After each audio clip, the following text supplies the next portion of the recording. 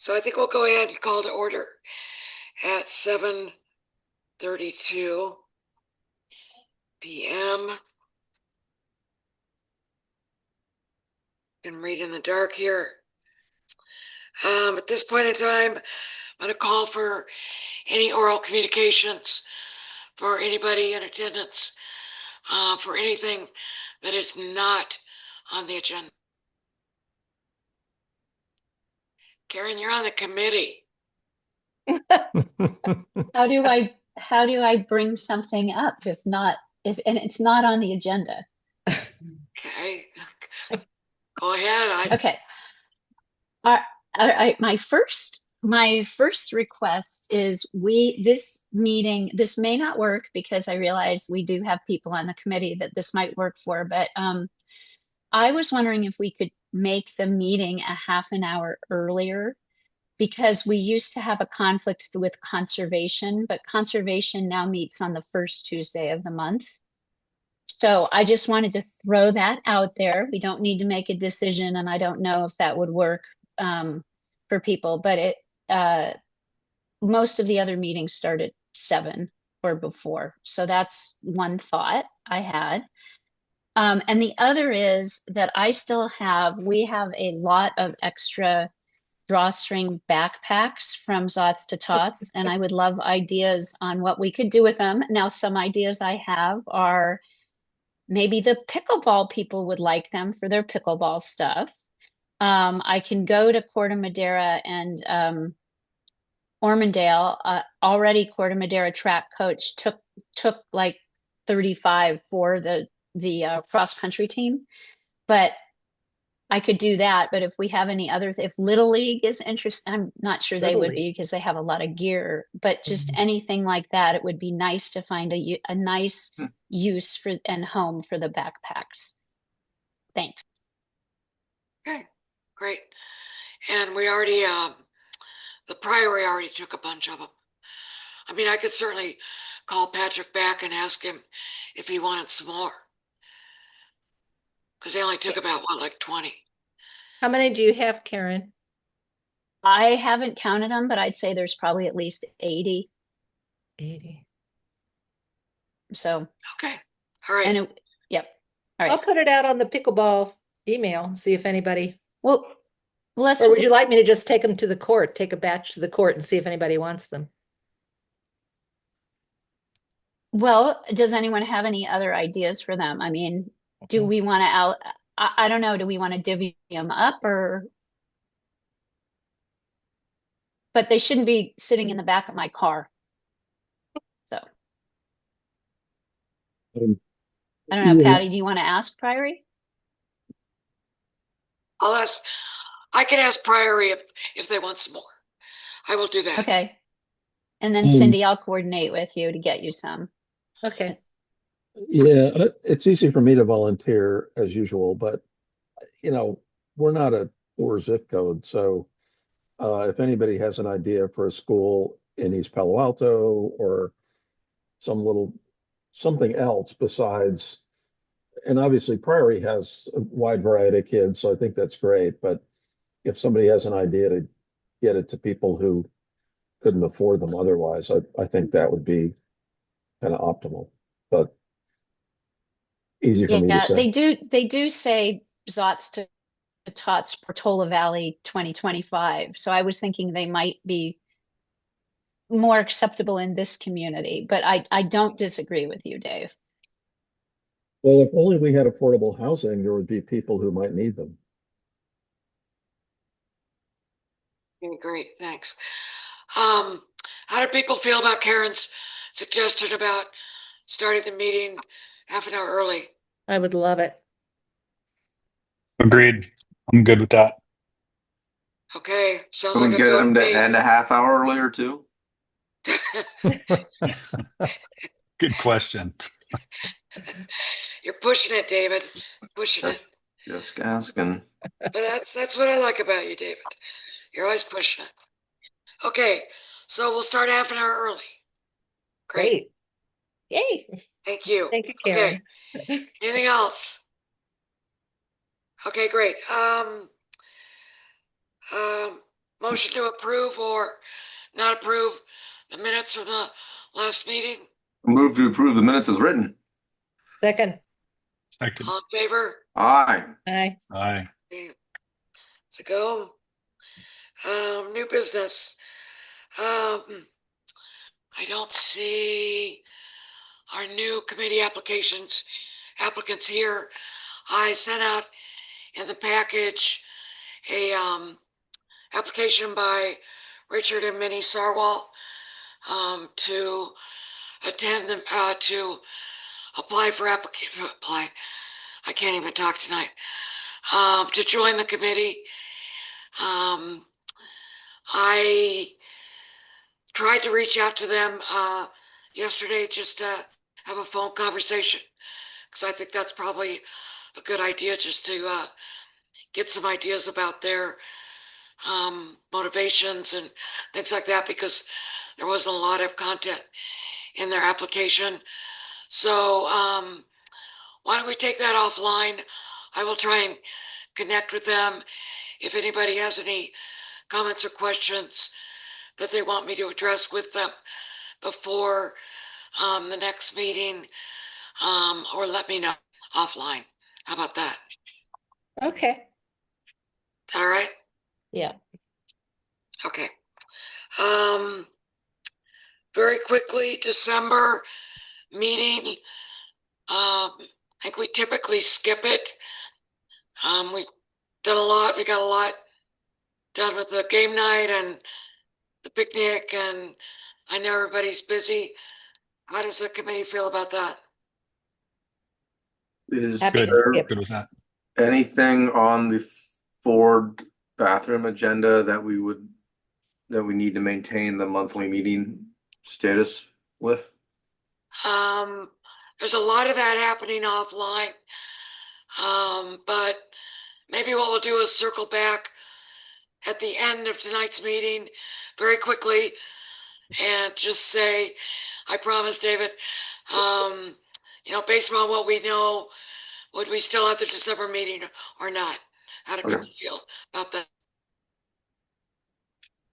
Okay. Yeah, I'm good with that. What I was thinking is it possible that,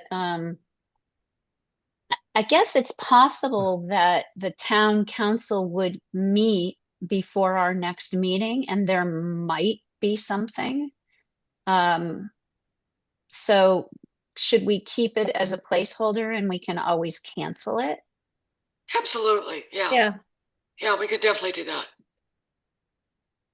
I mean, and if there isn't, anything that's urgent or relevant, then we don't have to have the meeting.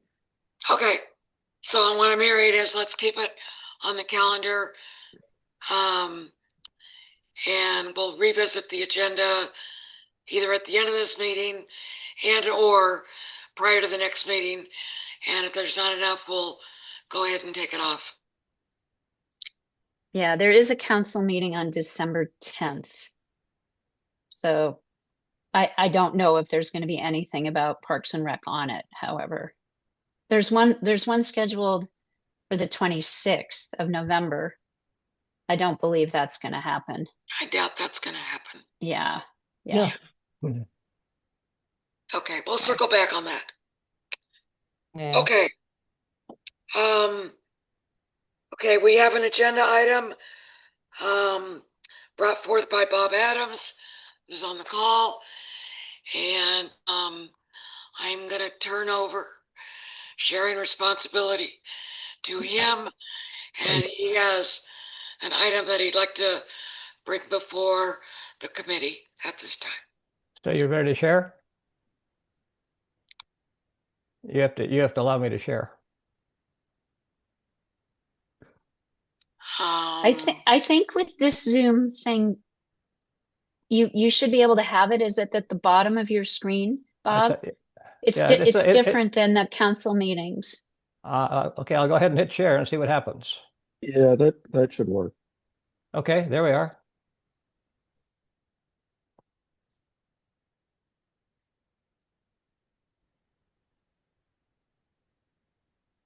Okay, can everybody see that? Yep. Yes. Okay. So this has to do with talking about the priority and the use of the courts. And so I put on here that I'm a resident. I live in Portola Valley. I play tennis and pickleball. Just to give you a background, I play tennis 4 times a week at Alpine. I play pickleball 4 to 5 times a week at Town Center. And I've been playing tennis for probably 70 years and pickleball for 6 or 7 years. There are just a couple things I'll kind of start out with. There's a couple of differences between pickleball and tennis, maybe more than a couple, but kind of 2 key ones. One of them is that in tennis, you're dealing much more longer distances and longer times. Pickleball tends to be close quarters, and especially when you get to the kitchen line, which is 7 feet from the net, things get going pretty fast. So that's just one of the differences. You don't have too much of that in tennis, but you get quite a lot of that in pickleball. So the next one is that we have 3 tennis courts, and one of them has basketball nets on it. The other 2 are just tennis courts.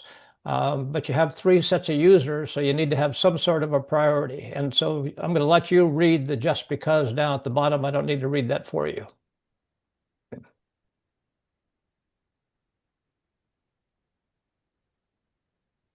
Yeah, it's true. Okay. Back.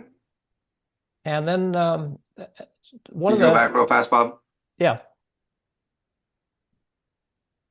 Okay, thanks. Okay. Can I ask a question? Sure. I know there's 3 courts there with tennis court lines, but isn't court 1 all pickleball these days? It's there are priority courts, and right now they have been priority for pickleball, and so that's the I first thought place. The nets don't I come thought the down nets anymore, were Bob. left up. They The are, nets are all up there. That's a all pickleball now. correct. Okay. Thanks. So the history of the site has been for 30 plus years that the tennis courts have been there, and they were very low use. I mean, most of the time there was nobody there. Once in a while you'd have somebody play. I played there a couple of times. I can tell you I played doubles there once. I have seen 1 doubles group in the time that I've been playing pickleball at Town Center, which is 6 or 7 years, and almost all of it is singles, and almost all of it is just rallying, people getting out and hitting balls. Most people that play tennis do belong to one of the local clubs, so you don't see as many people coming to the courts. There are a few that do. Ron is one that we know that comes, Yes. and so we actually had some conflicts with him early on because people didn't understand that you don't run on a court when people are hitting tennis balls. So there are things like that happen, but there's fairly low usage and has been low usage for a long time. And so there are one of the things that happened. Let me just get look at my note here. That we had some complaints, and one of the problems you have is even though you had low usage, the tennis players were there before the pickleball players, and so they kind of when pickleball starts to grow and move into their territory, there's a conflict. And most of the people that we have are very inviting, and they very much want to help the new people and involve the new people. There are a few, and they are the ones that cause us problems that are a little difficult with some of the tennis players. One of them that Cindy told me about, they had a reservation for a court, for court 2, which is their justified position, and they were asked to go to court 3 because court 3 was open on the basketball court. If they have a reservation, it's their court. The pickleball players have no right to say, we'd like you to go somewhere else. They can make a request, but there can be no insistence to do that. The same is true if a pickleball player is playing a match and a tennis player shows up for a reservation. The tennis player has a right to kick him off that point. And sometimes the pickleball players have said, let me finish the game. Now, I don't know how aggressive that was done, but I know that there were a couple of complaints along that line. So there are some complaints. And the problem is you have 3 different sets of users, and so we're all competing for this space, and tennis and pickleball are the most competitive between the 2. Let me just say, The other thing, when you get down to the weather, obviously there's two parts to the weather. One of it is wet versus dry, and dry isn't good for tennis and it isn't good for pickleball. The other is summer versus winter, and one is hot and one is cold. And that will come back in a little bit, and I'll mention something about that makes a difference. Just to give you a sense, a tennis court is 78 feet long, a pickleball court is 44 feet long. And on a pickleball court, you have something called the kitchen line, which is 7 feet from the net, which means that much play is at the net and it's face to face, 14 feet apart, 7 feet on each side. In some cases, you could have as little as 11 feet between players because you're allowed to reach across the line, even though you're not allowed to step across the line. So it can be more exciting than you might think when you get face to face with somebody. There are times it could even be less than that, but that's for different set of reasons.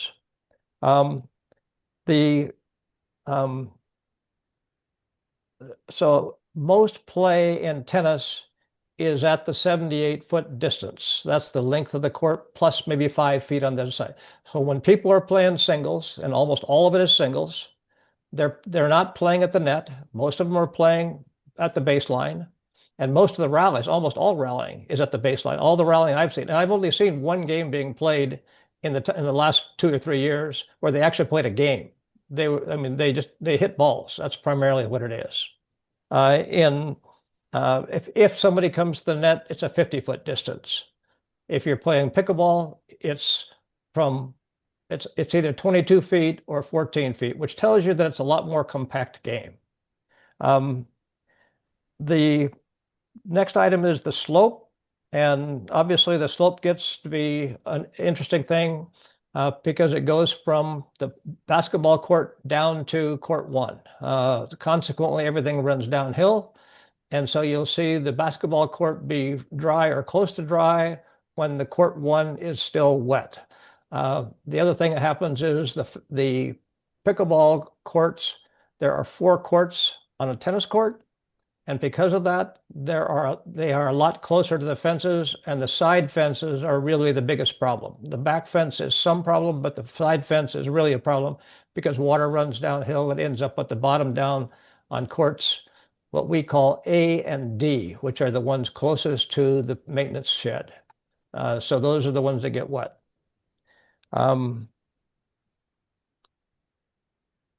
So the slope, the other thing that happens in the wintertime is because of the low sun, it goes through the trees and it's very difficult to see a ball through the flickered light. It's just an issue that comes up that we run into in the wintertime. Okay, background. And these estimates are my estimates, and somebody can challenge me or somebody can get me to, we can go out and start counting players, but there's something, I'm out there often enough that I have a fairly good idea. And so in tennis, you could always get a court. Now in a week, there are probably 16 to 30 players that actually get on a tennis court. And those are usually almost always pairs. As I say in here, nearly all singles rallying, almost no games. And this is going to become a little important later on because it's going to be the use of the court, when you can use the court and when you can't. I estimate the average age to be 30, and there are some people that are in their 60s, and there are some big people that are 7 or 8 years old. So I don't know the number, but it's not a very high number when you look at who the players are that show up. The last thing is Corte Madera. I don't know if it's March, April or April, May, but they're 2 months. Mid-March to mid-May.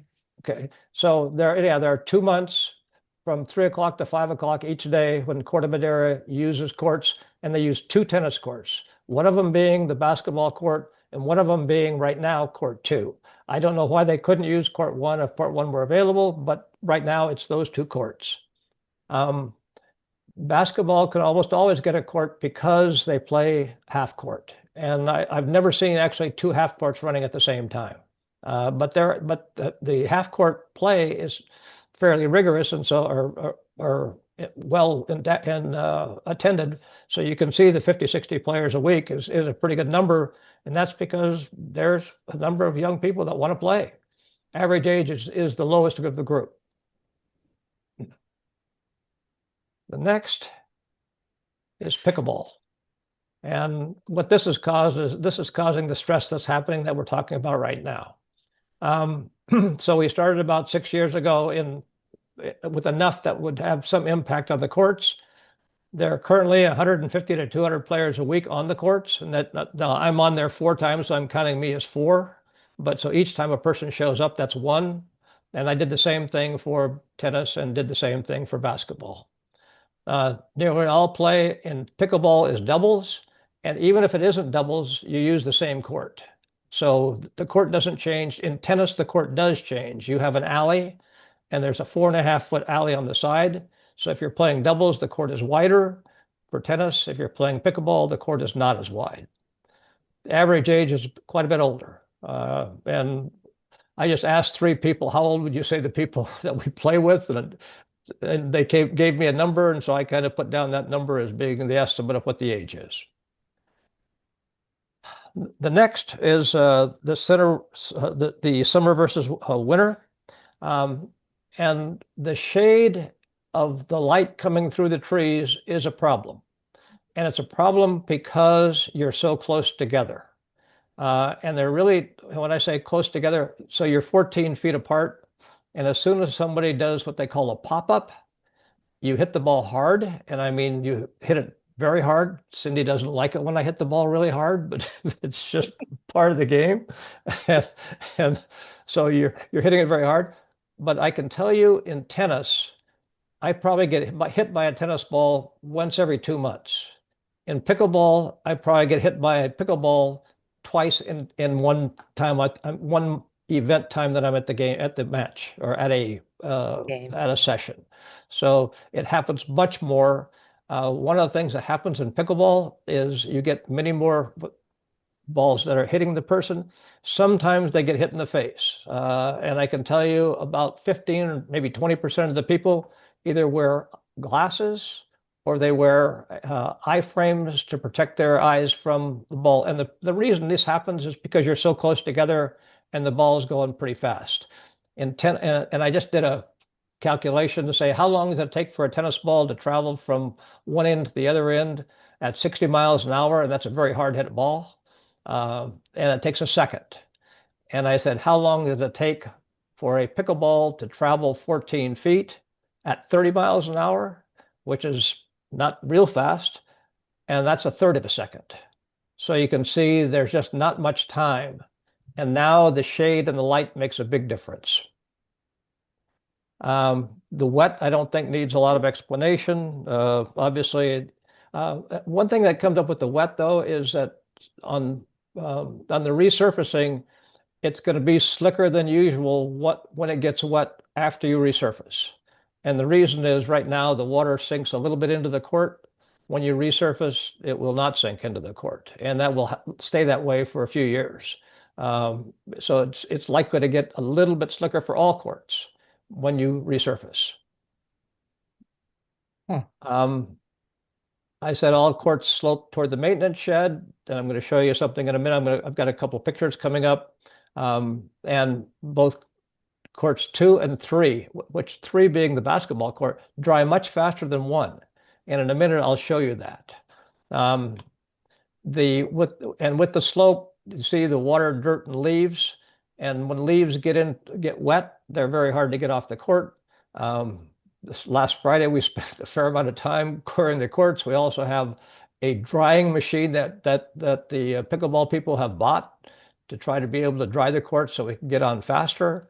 The oak tree overhangs court A, which is the pickleball court closest to the maintenance shed, but does not overhang the tennis court or especially the singles line, which tells you it's further away from the fence. So the actual fence to the singles line is 16.5 feet. The actual fence to the pickleball line is 6.5 feet. So it's half the distance, much closer to the fence. And D is the worst court by far. D is the back corner court near the parking lot. And that court can be wet for 3 days. And I'll actually show you a picture of that in a minute. Yeah, Bob, you need to pick it up here. He asked for 12 minutes. You're way beyond that. Oh, okay. All right. Well, on this one, you guys can read this. Yep. Okay. Okay. Yep. And here's a court after the rain in the morning. Here's the other end of that court. You can see that we can start to play over here in this area, but you cannot play down in this area. And all I'm showing you is that the center line on this court is the middle of our pickleball court, but it's the outside of a singles tennis court. You can also see the. Go ahead. It's the white line. So the tennis court is still wet as well in this Yes. picture, correct? Yeah. Okay. Yes. On this side. On this side, it is not. Okay. And if you look at the tree, you'll see that the tree is overhanging this part of the tennis court right there, but that's not the singles, but it's overhanging the whole part of the pickleball court. And this part back here is a mess. You'll see more of that in a second. This is the actual basketball court after it had rained the day before, and you can see almost nothing. It's clean. And that was true that's a tennis court as well. This one just shows you the dirt going down and the leaves back here, and there's still some wetness back there 2 days later. And this one shows you this whole quadrant is wet and slippery, and it's that way for 2 or 3 days. That's not true of this tennis court line, which is right there. So you can see I can play tennis back there. Now I'm wet back here, so I got to wait for a little while for the pickleball. But for tennis, you're well behind the line back here on the baseline, so you have lots of time to be able to play.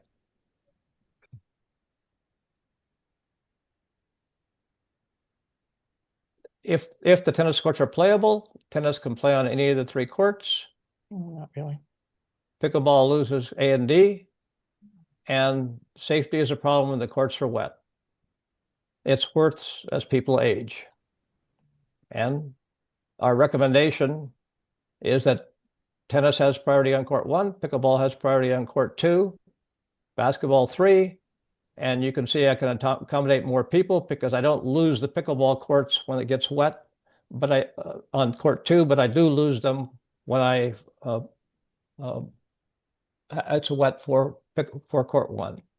K2 is 2 for all players. In fact, you can see better and there's not as much water on the court.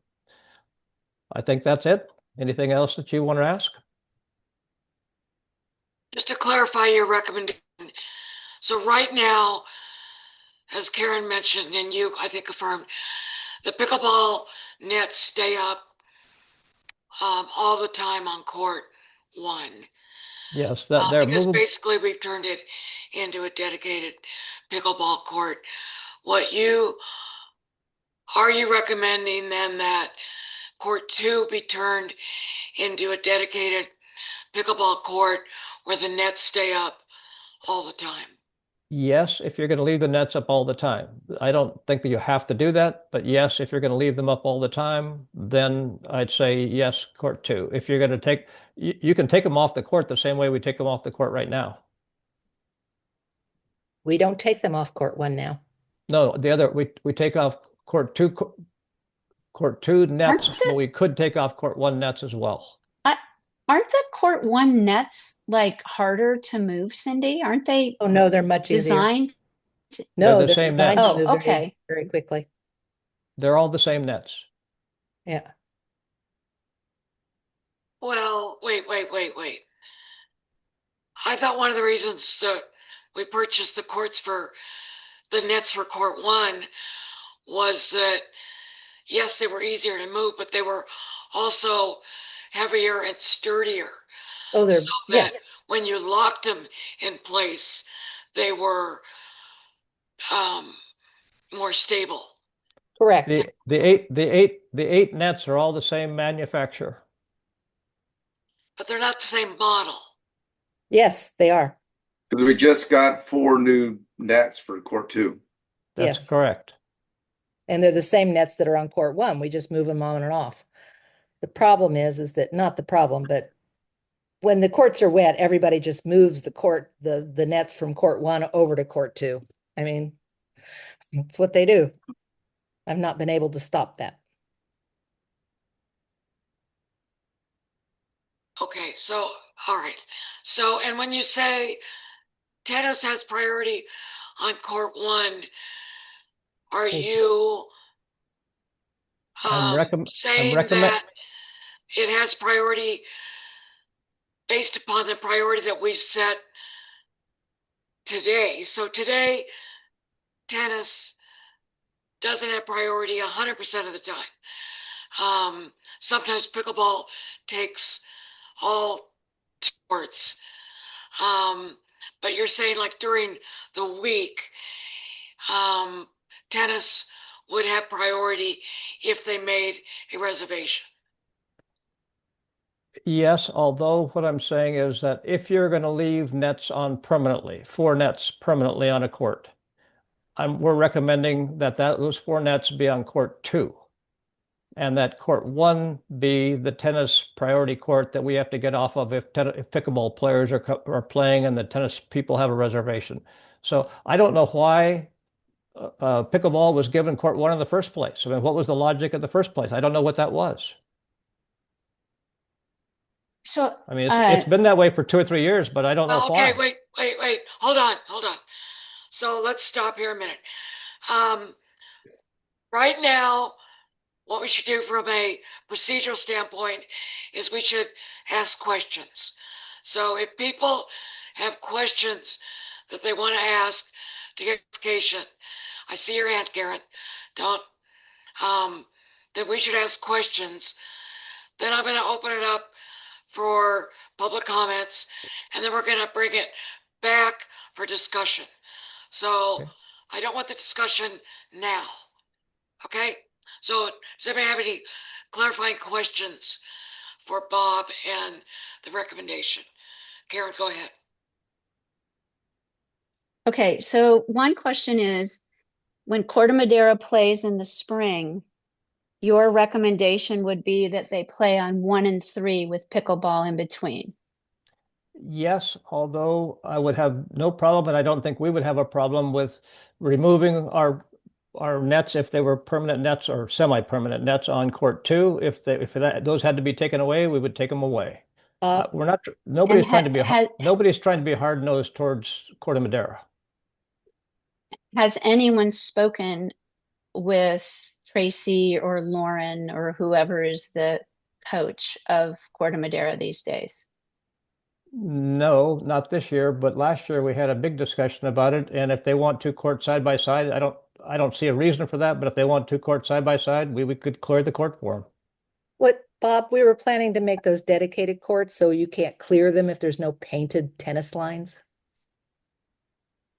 Yeah. Well, this is kind of Or you're saying that we don't get any dedicated courts? Is that what you're saying? If I'm not sure what your idea was on repainting the lines, but if it's like it is now, then you can put the. Okay, so all I'm saying is that the priority court for pickleball should be number 2, and if you want to paint the lines the other way, fine. But all I'm looking for is how do we get this so that first I don't understand why pickleball got court 1 in the first place, but now we have that.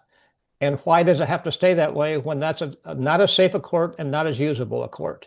And yet it doesn't have much impact on tennis players. Okay, we're not discussing, questions only at this point. Please, Okay. Please, Karen. Okay.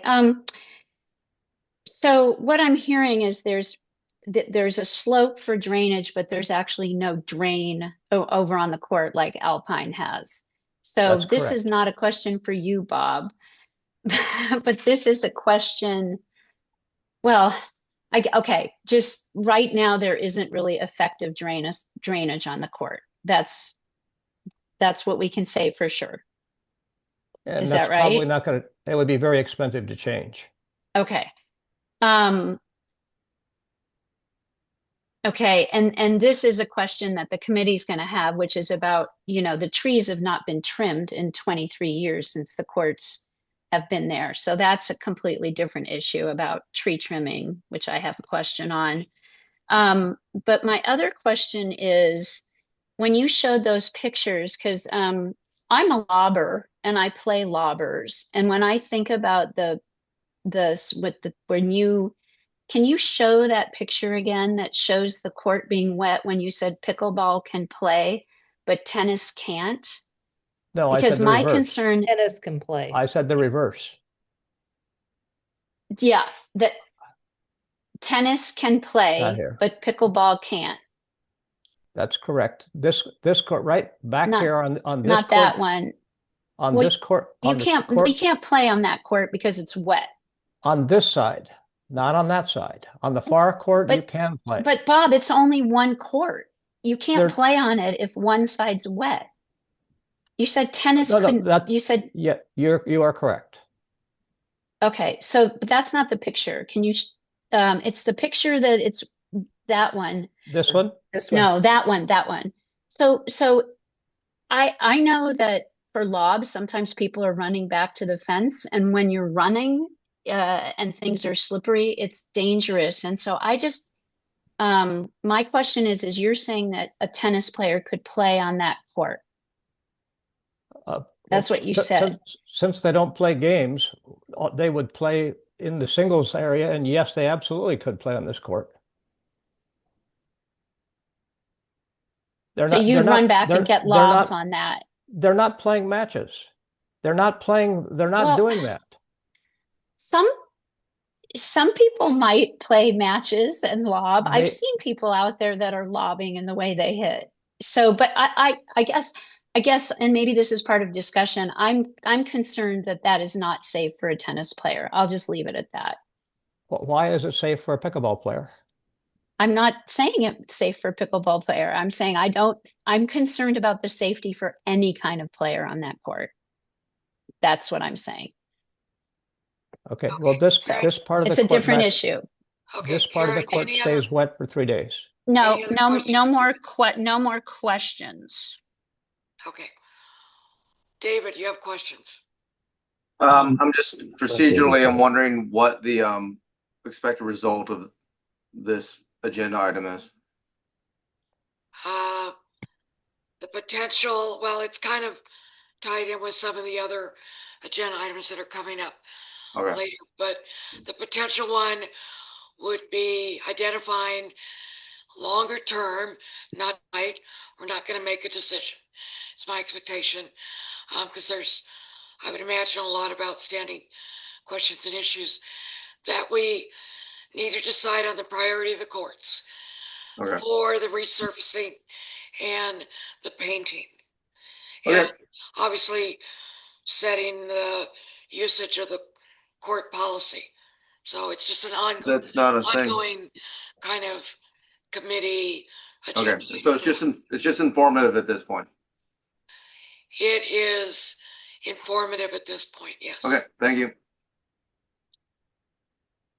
Cindy, any questions? I guess I have a question is, how do we get it to be a decision item? Can we wait for this discussion portion? Cindy, do you have any questions? No questions, but I don't know why he'd want to give up us having dedicated courts. Okay, that's a discussion. Yeah. Steve, do you have any questions? I can't see people. Steve, do you have any questions? Is that a no? No, Thumbs okay, down, no. sorry. So can I just interject? I want to say one thing to Bob. Bob, if you go into the agenda packet, you'll see there's materials that show the ideal layout with dedicated courts. So you may want to look at that just so you're looking at the same stuff as us. That's all. Okay, my concern is that the painting is going to define the court. And if that's the case, then I'm trying to bring this up before that is finally decided. Oh. Okay. Nothing's been decided. Okay, all right, so I'm gonna bring it to the public for comments at this point with no other questions to the committee. Okay, David Cardinal, go ahead. Thanks. First of all, I mostly just wanted to say thank you for looping the public in before the discussion's all done. I think You're that's a welcome, big David. plus. Thank you. Um, you're welcome too. That's helpful. Um, I, there's a really simple answer to the question about lobs, by the way. In our tennis game, we outlaw running. So it takes care of the whole problem right away. It's proven very successful. You know, I have other places to play pickleball and tennis, so I don't have a dog in the hunt, as they say.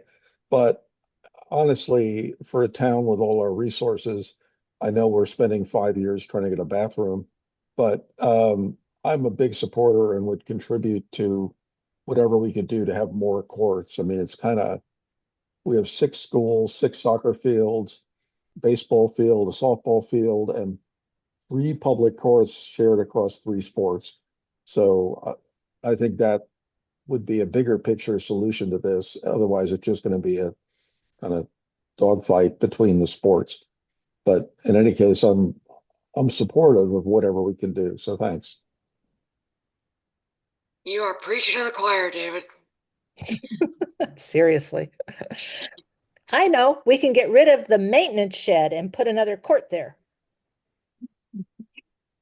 No, Cindy, I'm going to put me on mute, all right? okay. Christy Corley, go ahead.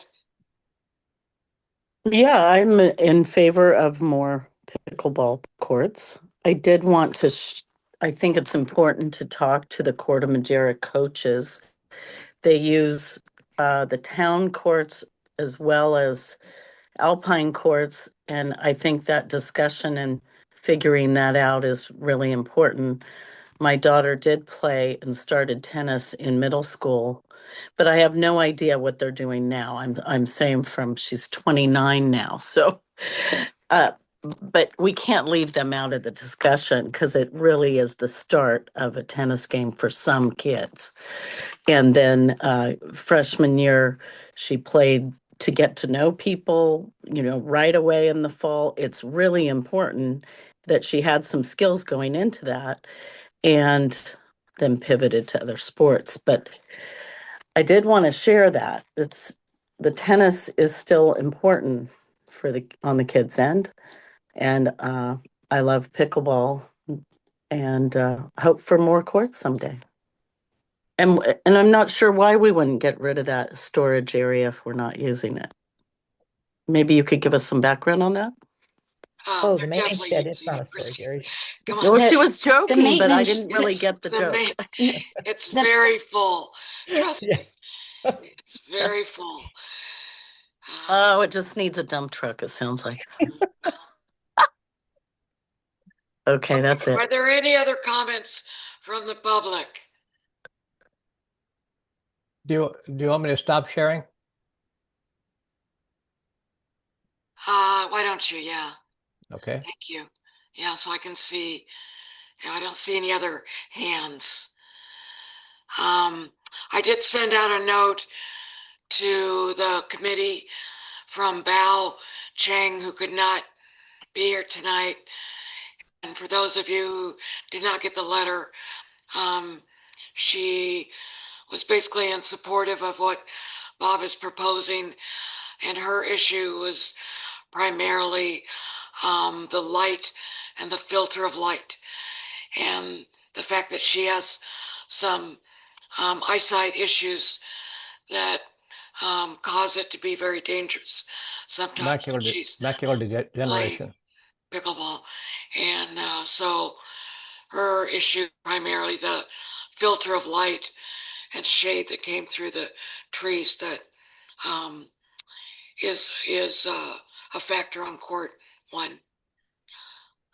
So if there are no other questions, then I'll bring it back to the committee for discussion. So I will say, Bob, this is not, I'm going to take it to the committee first, but I do recall back when a long time ago, we were deciding which could be primarily pickleball. I do remember that some of the justification for court 1 was that it was at the far end, and the pickleball players tend to bring in their equipment and they tend to put it down.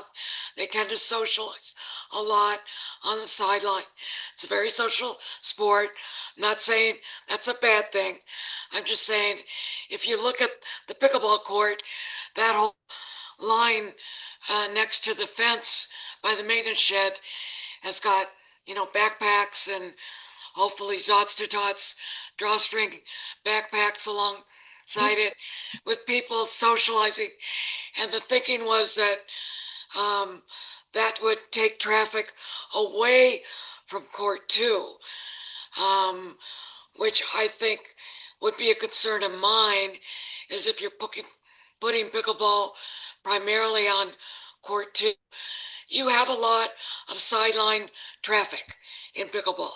People watching the game, people, rotating in and out, people talking before and after games. It's just a very social game, and that can cause a lot of traffic. And putting that between courts when someone's trying to play tennis on court 1, I think can be a factor in making it a distraction for people playing on court 1. So I just bring that up as something I recall as part of our discussion when we originally made it court 1. So that's just my recollection. So I'm going to bring it back to the committee and just get your comments roundtable about the proposal at this point in time. Anybody want to start? I'd like to say a couple things. So one is I want to address the Corte Madera usage. They have a season that goes from mid-March to mid-May. And I've tracked it for the last 2 years, and they literally use our courts 25 hours a season. 25 hours. They go from 3:30 to 5, and the A team always practices at Alpine, and sometimes the B team practices with them, but the B team for the last 2 years has been practicing at Town Center. Tracy had originally wanted 2 courts together so she could run drills that used 2 courts easily. I don't think her B team last year was extremely small, and they very often only played on court 3. So I'm not real sure. We do need to talk to her. I don't know if she'll know how many people are signing up for tennis or what her B team will be this year, but I think we need to talk to Tracy Cupperthwaite about Corte Madera and their usage. Okay. Thank you. Do you have any feeling about Bob's proposal? Well, I like court 2 better because I can see. I'm 76 years old. It's hard to see through the shade. It's really hard for me. I mean, I can't say it's not. I always prefer to do court 2. I will always go to court 2 when it's free. It's just the way it is. So yeah, I'd love court 2, but it is different. I mean, it's different. And I want dedicated courts, so I'm not sure, how that all plays out. I'm Okay. really not. All right. Karen? Yeah, so I definitely agree that we need to check in with Corte Madera because because kids are a part of our community, and it's serving a different age level and all of that, which is one of the things we want to do. So we want to be inclusive. But I do have some, this is a broader issue, which is, that our top priority on those courts should be the safety of any player, whether they're playing pickleball or tennis or basketball. And if we have courts that are unsafe, we got to figure something out at a higher level. I'm just going to throw that out there. I mean, one injury, it could be one player on a tennis court, is one too many, right? If they're slipping on that. So I do have a concern. So we need to figure out how to make those courts safe, which is why we've been looking at how do we trim those trees back or get rid of them. But we have conservation kind of saying we can't do exactly what we'd want to do. I also have a concern and maybe this ties to if the courts are painted dedicated to pickleball, that you're being around pickleball, if you're playing tennis or basketball, is I know tennis players have said it's annoying. And now what you've done is you've created two sides with pickleball, you know, when you put it in the middle, Patty, kind of to your point about traffic, but also the balls go out. And I know we have the net on one side. So I sort of just have a concern of putting it in the middle. And I'm wondering, I'm going to throw this idea out, is it sounds to me like we really only have two safe courts right now instead of three. And we're going to have to share those with three different players. But could we swap court one for court three? Right? That one doesn't have the shade. The shade is an issue for everybody. Again, the lighting, the slipperiness, that hits everybody. But if we made court three the dedicated pickleball court, and we made court one, and this ties to if basketball, since one side dries quicker than the other, I'd put the basketball court over on the side that dries on that court one. You see what I'm saying? Which that's the softball, the baseball side, I think. Anyway, I'm just going to throw that out as an idea, but I really think we need, and I appreciate Bob's research and data, but I'd love to make sure we better understand some of the data out there. The other thing is about the tree trimming, which I know we're going to talk to, and looking at drainage on the court. So those are the things I think that tie to that. Okay, thank you. Steve? I've got two questions. First is the shade and the sun setting is obviously a problem all year, but maybe it's exacerbated in the fall and the winter. Not playing pickleball and not being familiar with it, is it a problem that is the same every single day of the year, or is it just these winter months where the sun drops at 4 o'clock and you're kind of you're left without that sunlight? It's worse in the winter. There's no question, because the sun drops down and it comes through the trees and the filtered light. And the problem is in pickleball, you have 0.3 of a second to respond if you're at the kitchen line. In tennis, you have a full second, which is an enormous difference in time. And so anytime you get something that interferes with that being able to see the ball, that's why 15-20% of the players wear eye protection, because you're so close to each other and you hit the ball pretty hard. Okay. So the next question to the shade point, is it manageable in the non-winter months, or is it unmanageable to the point to where a certain court, if it's not open, somebody will not play because of the light? It still overhangs court A And D. even with the sun straight up. The tree overhangs, and if you cut it all the way back, you will cut it almost to the fence, and it will look horrible. But that would take care of the problem if you cut the tree back to the fence. Which probably is not going to happen, I'm guessing, Karen and Patty. I can show you a picture if you want. Okay. Second question is, I've seen a lot of tennis courts. It's almost like a mop with a roller to dry off the court. Would that help the wet issue? Because I feel like that's like maybe a couple $100 potential solution that could be stored in the shed and just ran over the surface before playing. We have that, and it's $3,000. It's actually a $3,500 roller. Yeah, I bought that. So I know nothing about pickleball. Pardon me. And it picks up the standing water, but it does not dry the court literally. Yeah. Okay. Thank you. So we can drive court 2 very quickly because it's in the sun, and so you can get that whole court dried in half an hour, seriously, but you cannot dry court 1. You can only get the water, like Bob said. $3,000, and I can only get the water. Wow. I have, as a part of the baseball maintenance, when we've had rain delays and we've needed to get rid of a couple standing puddles, I've taken an electric blower to just blow the water and spread it out. Could that Yeah. be a solution for And we it? And do that. We have We those have are that. that only too. you do. We have that too. We started with All that. Okay. We really work at it. I'm I not. think All right. Uh, I like it. All right. The problem is because the slope downhill and the leaves come off of the trees, when the Yeah. leaves get wet, they're very difficult to get off of the court, and a blower Yeah. doesn't get them off. Yeah. And this mop doesn't get them off either. Okay.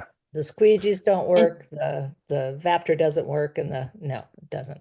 No, and you're not even supposed to be using Cindy, the equipment, so it's not the whole story. Cindy also mentioned in a previous meeting that there's pollen that's dropping from the trees. And so when that mixes in with the water, it just becomes That's the slippery. slippery. It's just slippery. So Yeah. it's an issue. I mean, nobody's disagreeing with that. It's just trying to And- figure out how to. We Yeah. have had Justin, the town maintenance people, power wash when the pollen gets slippery, and that works. But that would mean they'd have to power wash pretty regularly, and they don't have that on their schedule to do. I mean, it would take a lot of coordination, but it could be done, I think.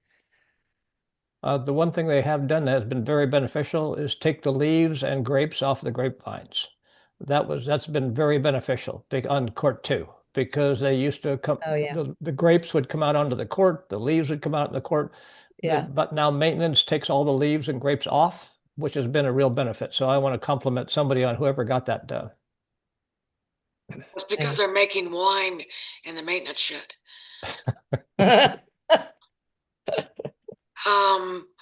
haven't heard from David yet. David? I would say my only comment on it is that people don't have a God-given right to play tennis or pickleball after it rains. So, and they can exercise their own good judgment about whether the courts are too slippery for them to feel safe playing.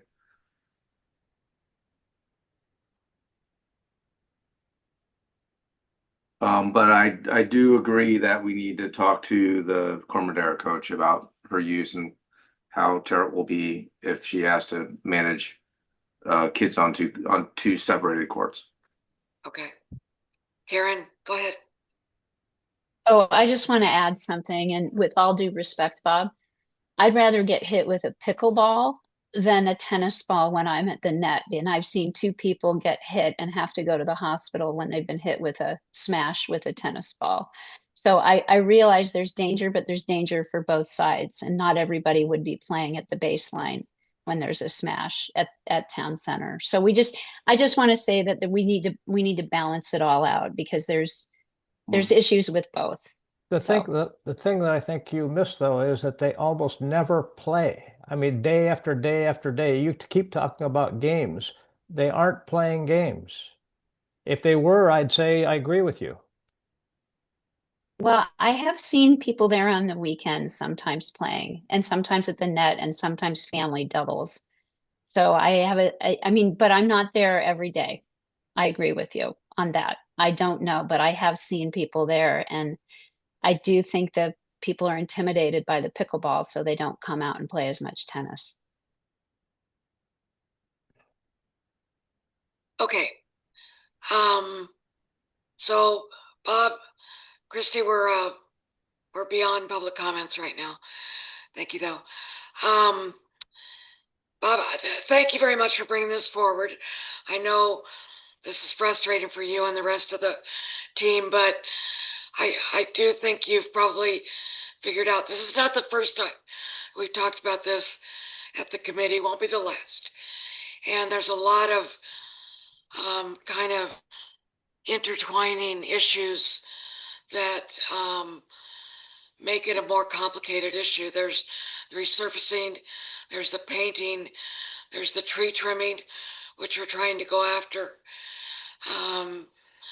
I do agree with the comment that if it's not safe for one person to play, it's not safe for anybody. I mean, we need to be conscious of just everybody's safety. And I realize I understand the difference in the lengths and the size of the courts. Trust me, I get it.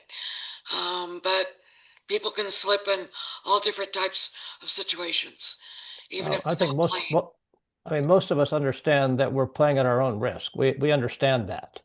So it's not Well, something, and yes, pickleball players get hurt much more often than tennis players. At least what I see at Alpine versus what I see at Town Center, many more people get hurt playing pickleball, but it's not always a slip. It can be all kinds of things.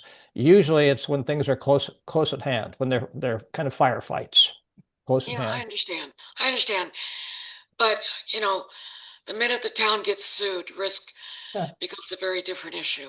I understand. And that can happen, and it has happened. Not to Portola Valley, but, well, maybe, I don't know, whatever. Okay, I am going to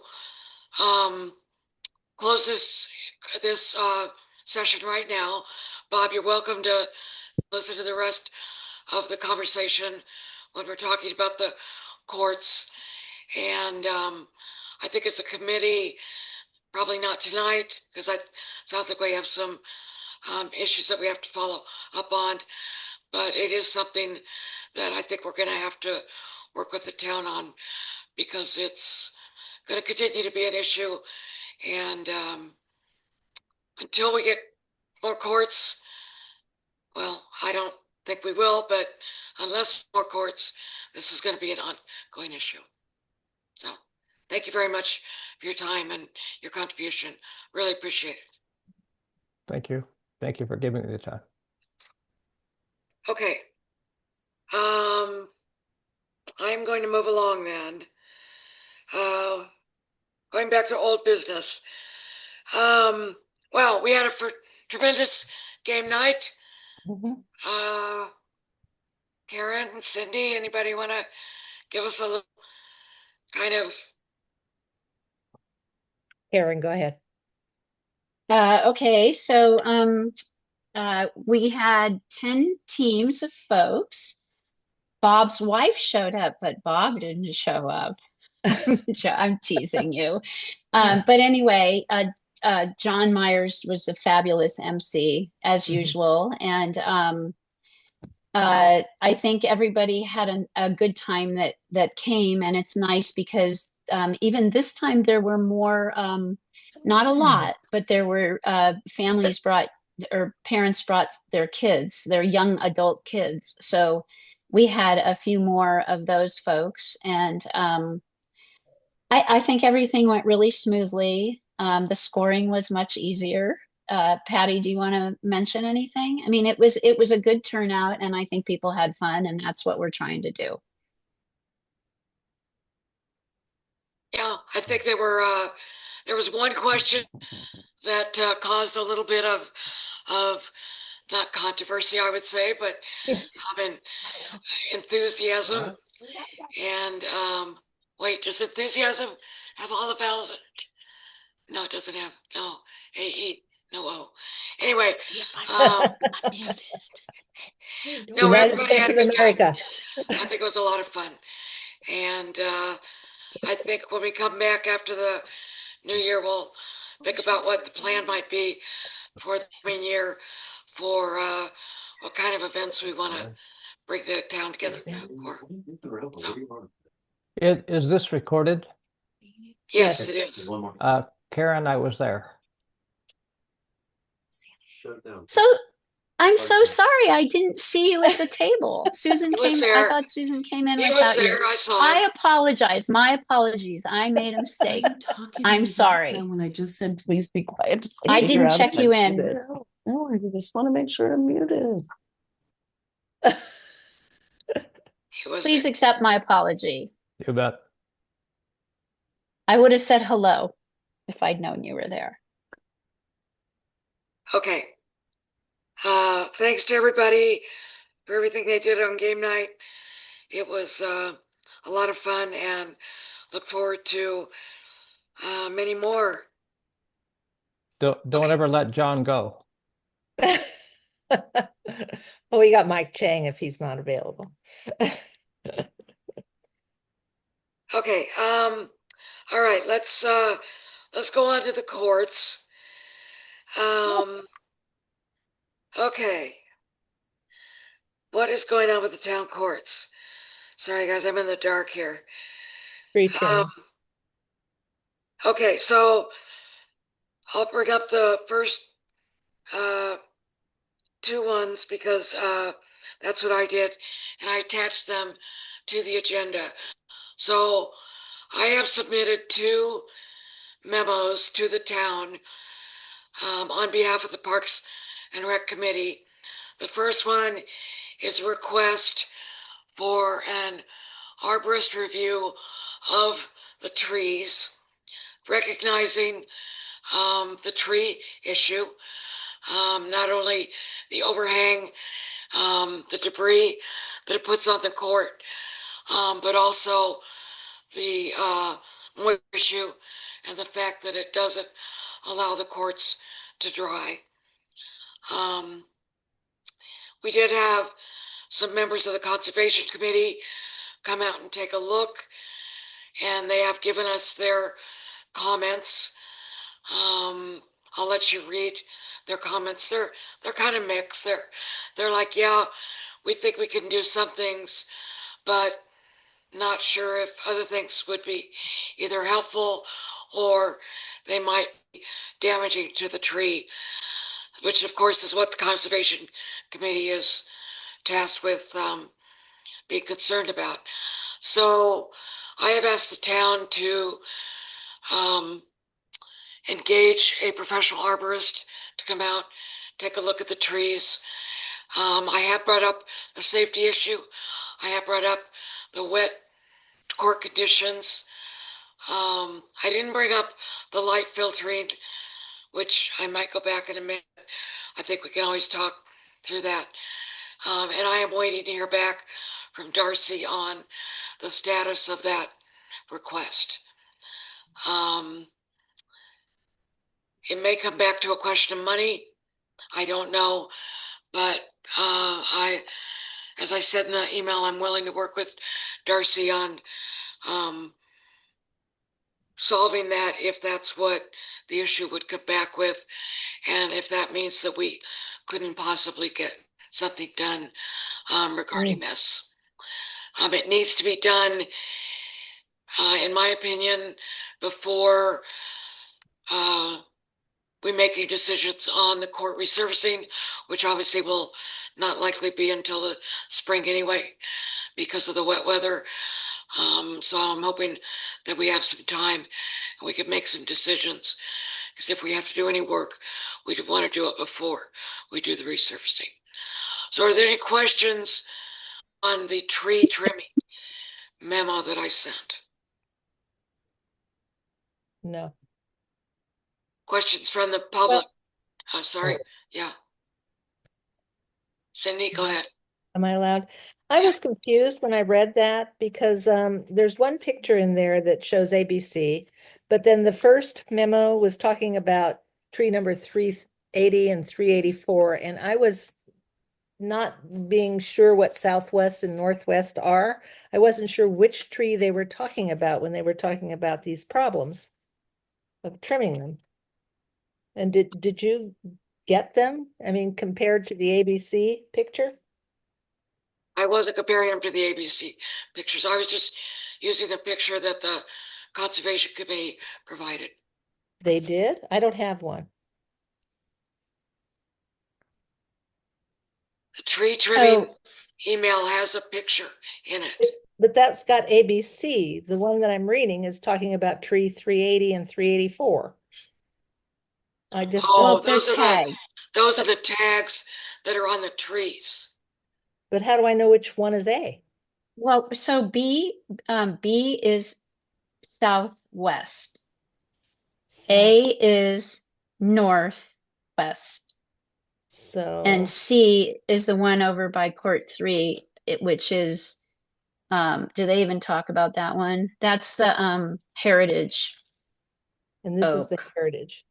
Okay, then I need to reread it to see which tree, because I really couldn't tell. That was not clear. Okay, let me look at this. Yeah, he talks about it when he talks about like Yeah, so the first southwest of the paragraph tree is 380. B. Yeah. So were So you saying 380,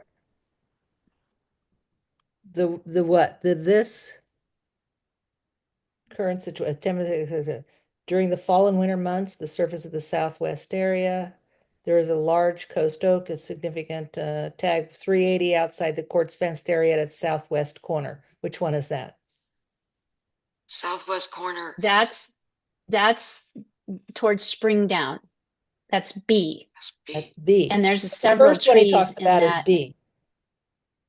Correct.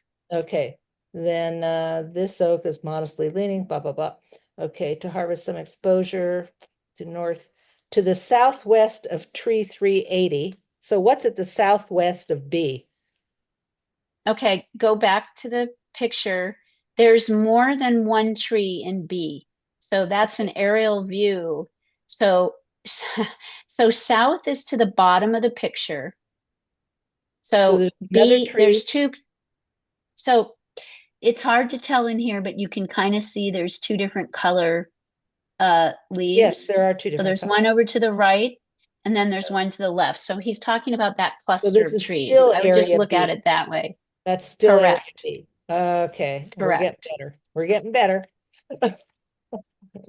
And then on the south side of the road are several trees providing shade to the court. South side of the road. Is he talking about the ones on the other side of the cars? Yes, he is.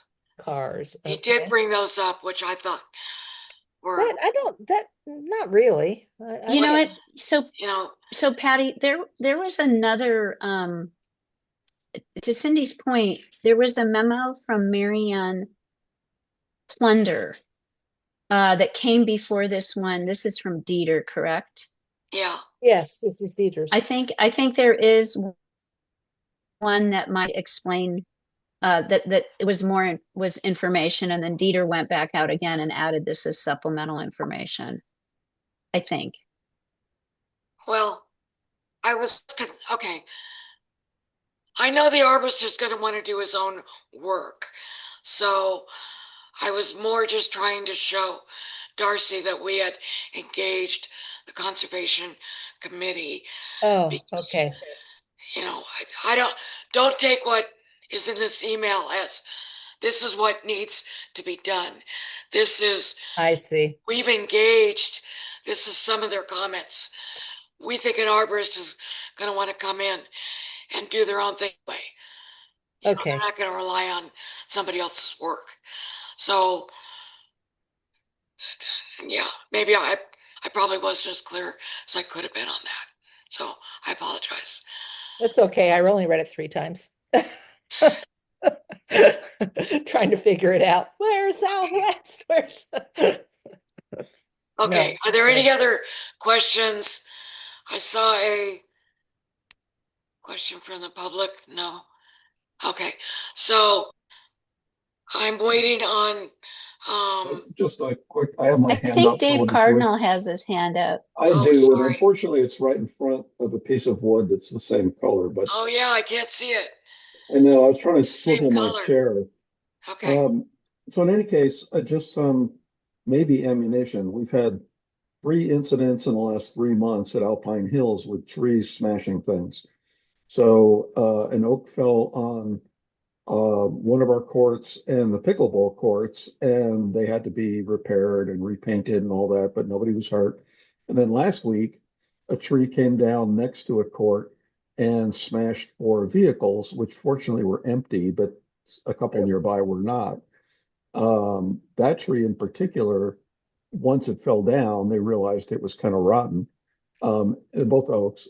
And in the meantime, actually, the first one set the club to trying to do a bunch of trimming. And the one that was part of the second accident, they decided not to do anything with because it's expensive and this and that. But it, it could have killed somebody. And then there was one other one that was more minor. So as far as the town, it's not just the conservation committee. It's got to be, hey, these things could still a lot of people, and there's a lot of people out there. I think the town needs to own up to whatever responsibility they think they have for playing fields or anywhere else. So that's just an input from me that might be helpful. Okay, so that's the tree trimming email. I also sent, sorry, somebody say something. I also sent an email, a memo, I don't know what they call it, a memo to Darcy, asking for quotes for resurfacing and painting. So this is, again, it's not going to happen this spring, but I want to get it in the pipeline. We did put some drawings in here, which are placeholders for now, because we wanted to get them to have something to quote against.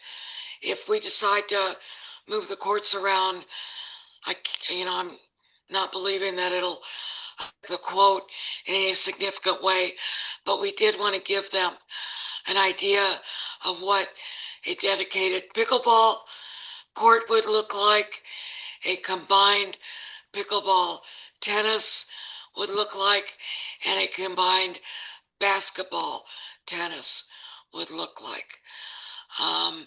And we did put in here that there are significant cracks that need to be filled and repaired as well.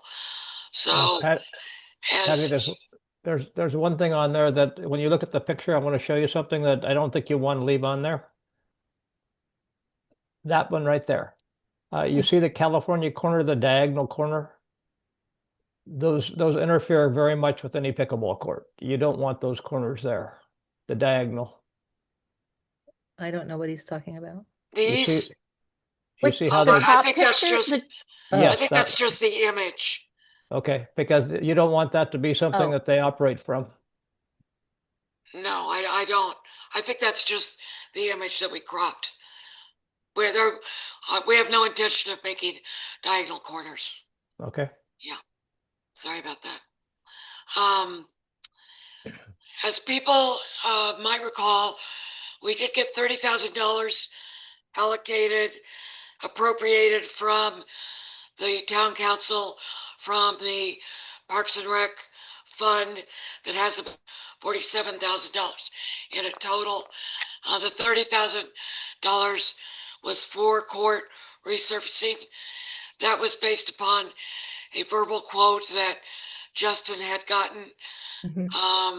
We all kind of recognize that with significant crack repair and potentially some different painting scenarios, that is probably not adequate.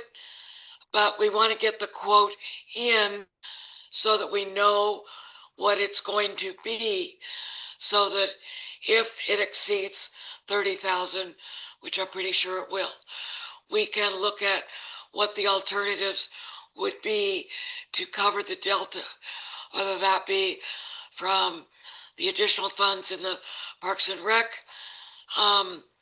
fund, which of course is competing with different other priorities, from other town funds, probably not likely, or from potentially private donations. We just want to understand what that would need to be so that we can get started on that and make sure that we get that all done in time for the spring, for it to happen in the spring.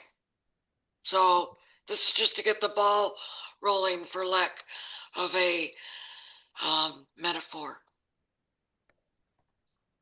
Any questions on the memo for the court resurfacing or lining? David? I'm confused about how we're proposing to paint the pickleball courts, the dedicated pickleball courts. This proposal would have a base color of green, which all courts have the green, and the pickleball court outside of the kitchen would be the dark color. Okay, that's not what your text is saying. So the image is right, the text is wrong. What?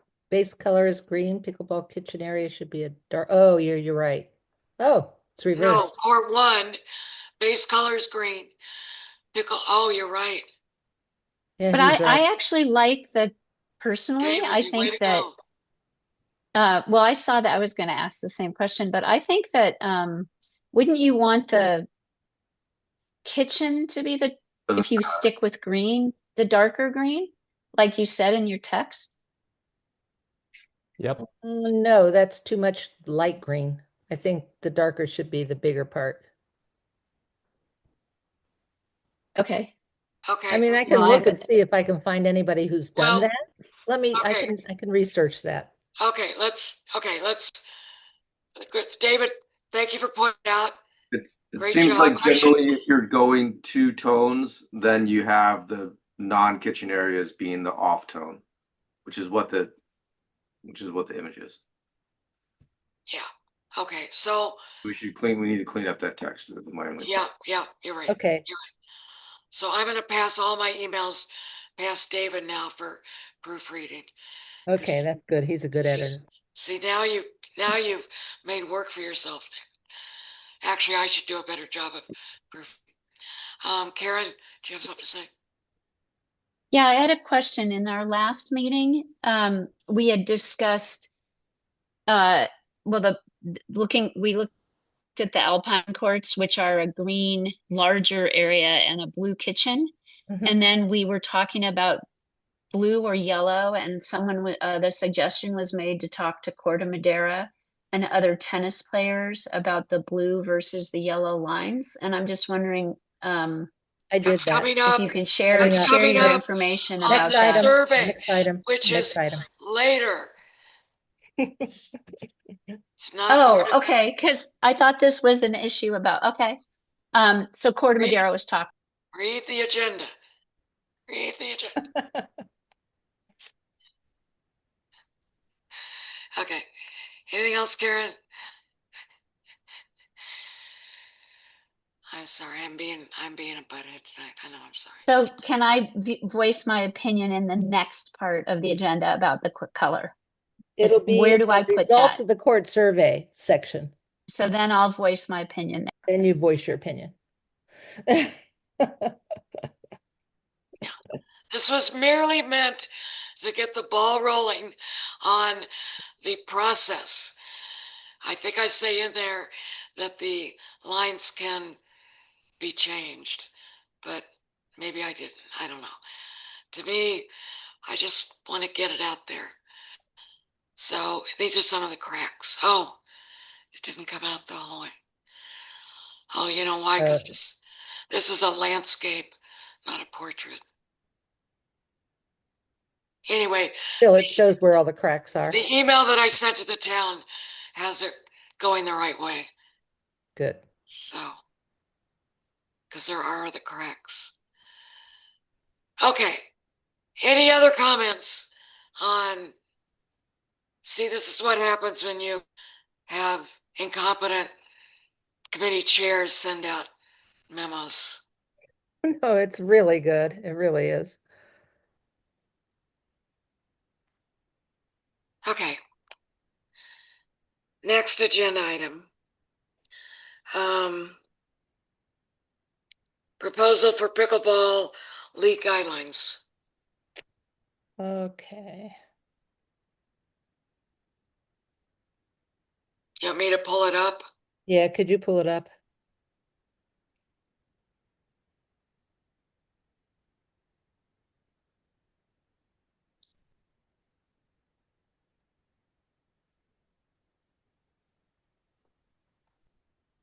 Which one is it? Proposed, let me see.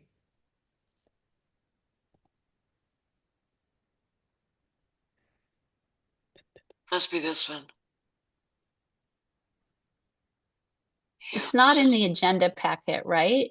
No, No, we didn't get No. it out soon enough. Okay, I sent great. it to I you just earlier thought, I was tonight. like, went back and was looking like, I didn't send it until 7 o'clock because I didn't get home till 7 o'clock. everyone see it? That's it. Okay.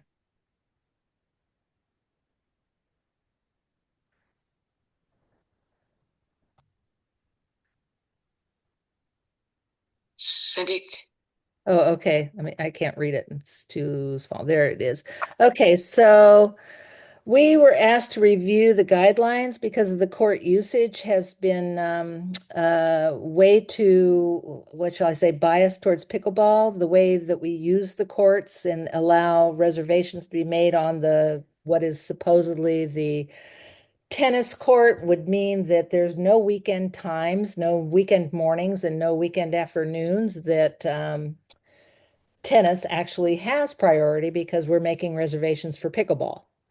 And so we took surveys and we did a bunch of stuff and we said, okay, what can solve this problem that we don't know if pickleball has chased tennis players away or tennis players just don't want to play here. We don't know the answer to that.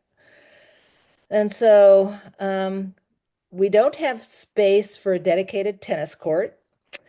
So we were recommending, one court be tennis and one court be pickleball, but it needs to be more solid.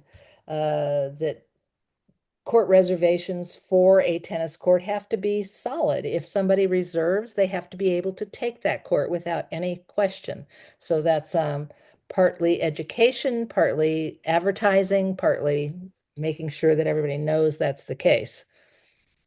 So what we wanted to do is propose the changes to the court usage policy. So the court usage policy is a bit out of date because it was made like 3 years ago and things have changed. So we want to prohibit reservations on court 2 for pickleball, except for special events where we need 8 courts, which would mean we'd need both tennis courts. But we don't want, and for clinics, when we have the professionals come in and make clinics, which is only twice a year, so it's not a big deal. But we don't want league play to reserve court 2. We want them to be on a pickleball court. So especially if we have dedicated courts, that would make more sense. And it would make more sense if it were court 2 because it's the better court. And I know that the league is just as sensitive to to the light and, the times that they need to play their games. They will be affected by the light coming through the trees on court 1. So I know that the league really wants to play on court 2. So that's why we allowed them to reserve it. But allowing them to reserve it really eliminated any kind of tennis that could go on anytime on a Sunday, period. Because we have both courts all Sunday morning and they take the court all Sunday afternoon. And now they're taking Saturday afternoons as well. There are 8 teams. They make a lot of games. I mean, they have a lot of matches over the year.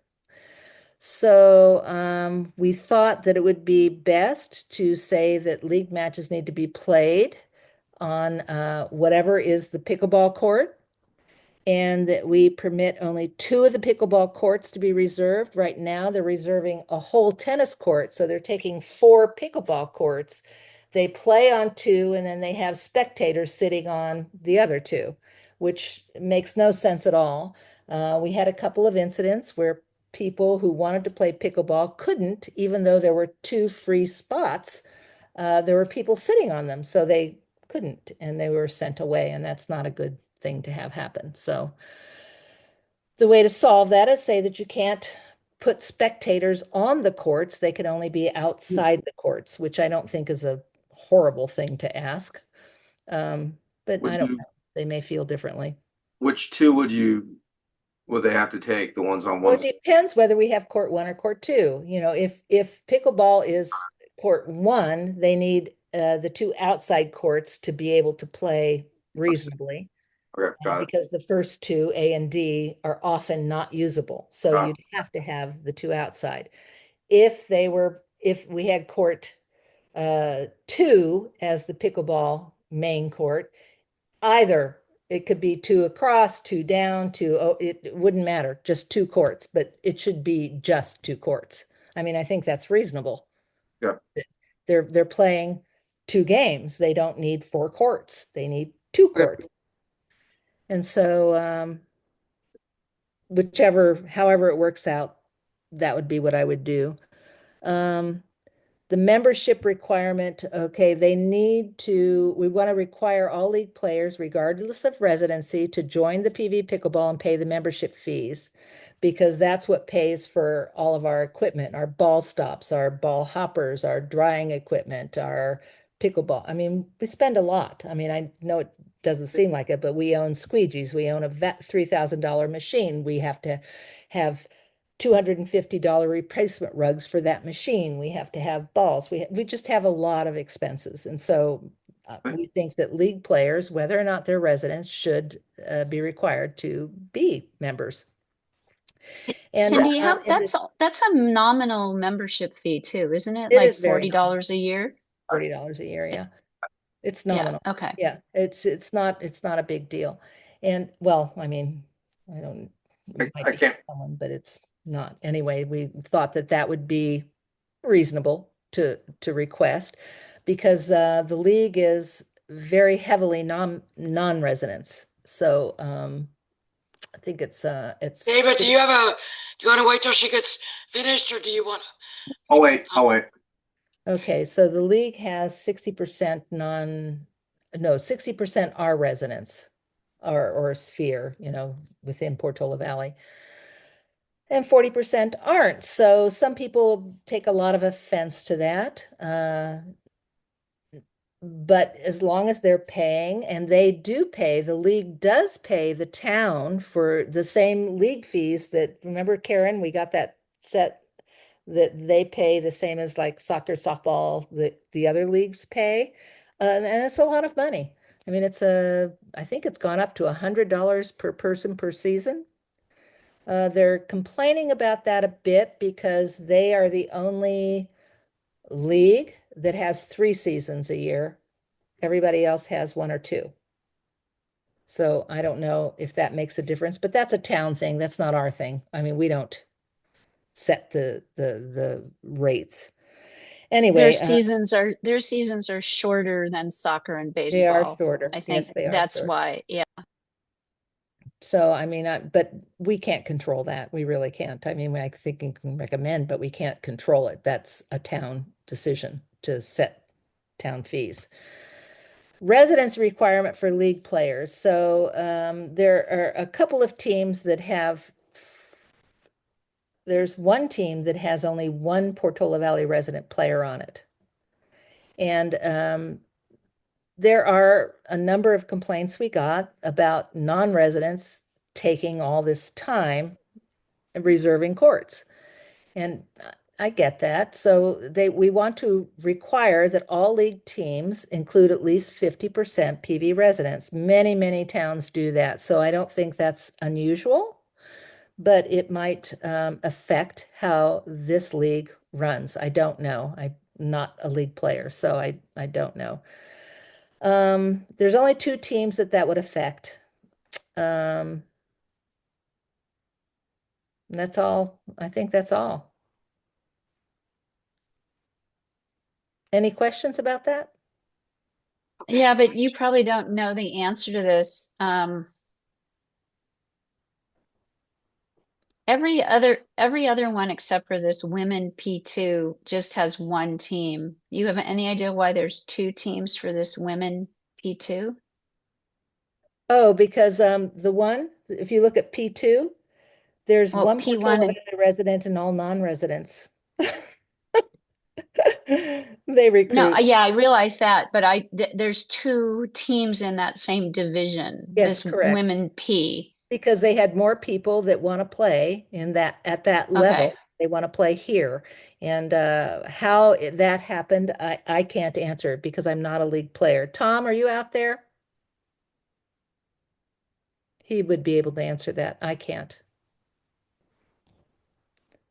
Yeah, so I would just say merge those 2 teams and get rid of the non-residents. I mean, that doesn't make sense, does it? Well, we're not at the discussion point yet. Yeah. Any questions That's for Cindy? I just should say that all we're saying is that if you don't have 50% PV players, you can't make a reservation. They can still have a team, find someplace else to play. I mean, it doesn't mean we I'm just can't make a reservation on our courts. okay. So they can have a team, and can they, since they're paying the league fee, do they have their matches on our courts? They wouldn't be, no. They can't make a reservation. No. But they can't They can't make a reservation. They can have their matches on our court, but they can't reserve for it, which is what they require, what they want. Of course, they want to make a reservation before they can get a court. Cindy, I mean, that's why they pay the fees, is to Get the allow reservation. So it's up to, I mean, it's up to this committee whether or not we allow an almost entirely non-resident. Well, no, it's not. This committee is going to make a recommendation to the town manager based upon what we decide. And if we decide to recommend that we will not accept any league teams that have less than 50% residents, then we don't accept. They don't pay fees. We don't accept their fees. They can't play on our courts. Yeah. That's what I'm hearing. Yeah. Do we know when a team registers, do the players and their residents get reported and checked at all, or does you just register the team and then that's that with Portola Valley? Does anyone we know? haven't actually done that. Well, they just they're sent me. I registering asked them to send me the list of all the rosters and what town they're from, and they did. But Portola Valley doesn't have it. No.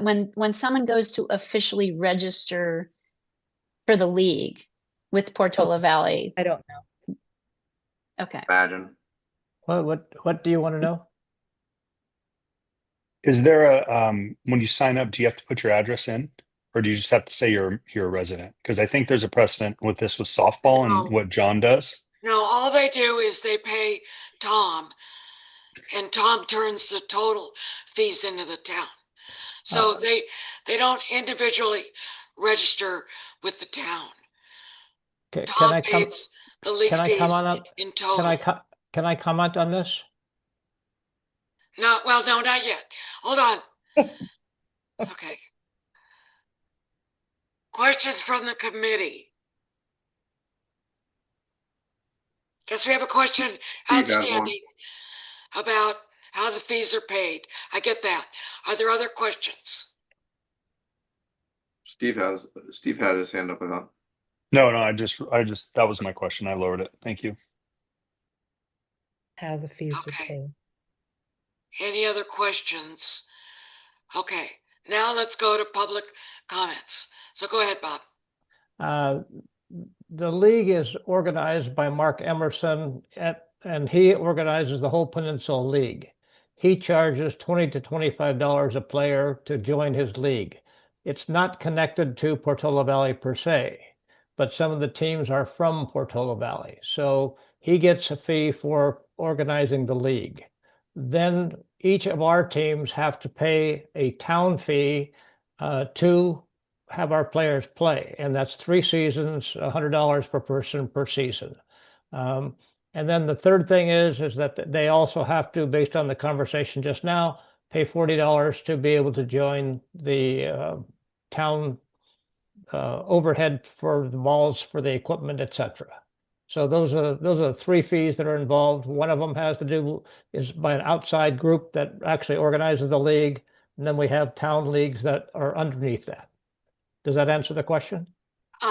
Sort of. So I just want to clarify then that when the league fees are paid to the town, the individual players on the team do not register with the town. They pay their fees to a captain, for lack of a better word, who then consolidates all the fees and turns the total into the town. That is So correct. the comment that was made, does the town know whether they're resident or not? The answer is no. It would be some kind of offline monitoring that would need to be done because there's no town process to check for that in the current process. Is that correct, Cindy? That sounds right. Yeah, that sounds right. Now that you mention it, I do have how does Little League do it? How does soccer do it? How do they register their players with the town? Is there some, The same way they pay in total. they pay Yeah, it? and then the stage gate is with the respective league to confirm accurate address. So for West Alpine Little League, Yes. they have to be in Menlo Park or Alpine Hills, and that's controlled through the Alpine Little League website. That compliance component is So same it with sounds like the same. yeah. Okay. And you were mentioning something about adult softball though too, Steve, weren't you? Yeah, because the adult softball, you have to be a member or you have to be a resident of Portola or work in For Portola work. Valley. Yeah. Yeah. There's some gray area with folks on the border of Woodside and Portola Valley. Maybe David knows. But that's a league. That's a Portola Valley adult softball rule, not a town rule. Not a town rule. Yep, exactly. Oh, I can tell you that for the And- pickleball, that that Tom was rigorous about making sure that people were where they said they were. So I don't know that you have much exposure there. I don't think people are cheating to be able to change their address.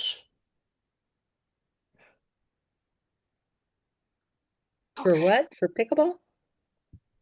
For pickleball, Tom was rigorous about making sure that people were where they said they were. They lived where they said they were. Yeah. In other words, they weren't trying to cheat and change to a Portola Valley address. They were giving their address. We know where they live. Oh, okay. Yeah, mostly. Yeah, a lot out of town. Okay. Are there any other questions or comments from the public? I don't see anything because someone else is sharing. I'm not sharing. Okay, so bring it back to the committee for discussion then. I don't know if 2 should be part of the town court usage policy. I'm not agreeing or disagreeing with it. I just don't think it. I don't understand why it's part of the court usage policy. That they require membership? Yeah.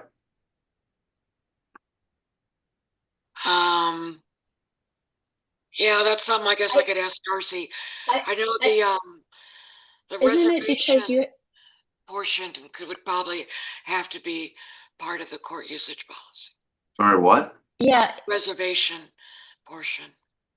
so if the league is reserving the courts for matches, I think that's why it's a part of the court usage Yeah. policy. Why is that? Well, they're Part of the using it. They should pay reservation for it. No, policy. right, but why should they be part of the? Why do they need to be part of the PV pickleball? Like I don't.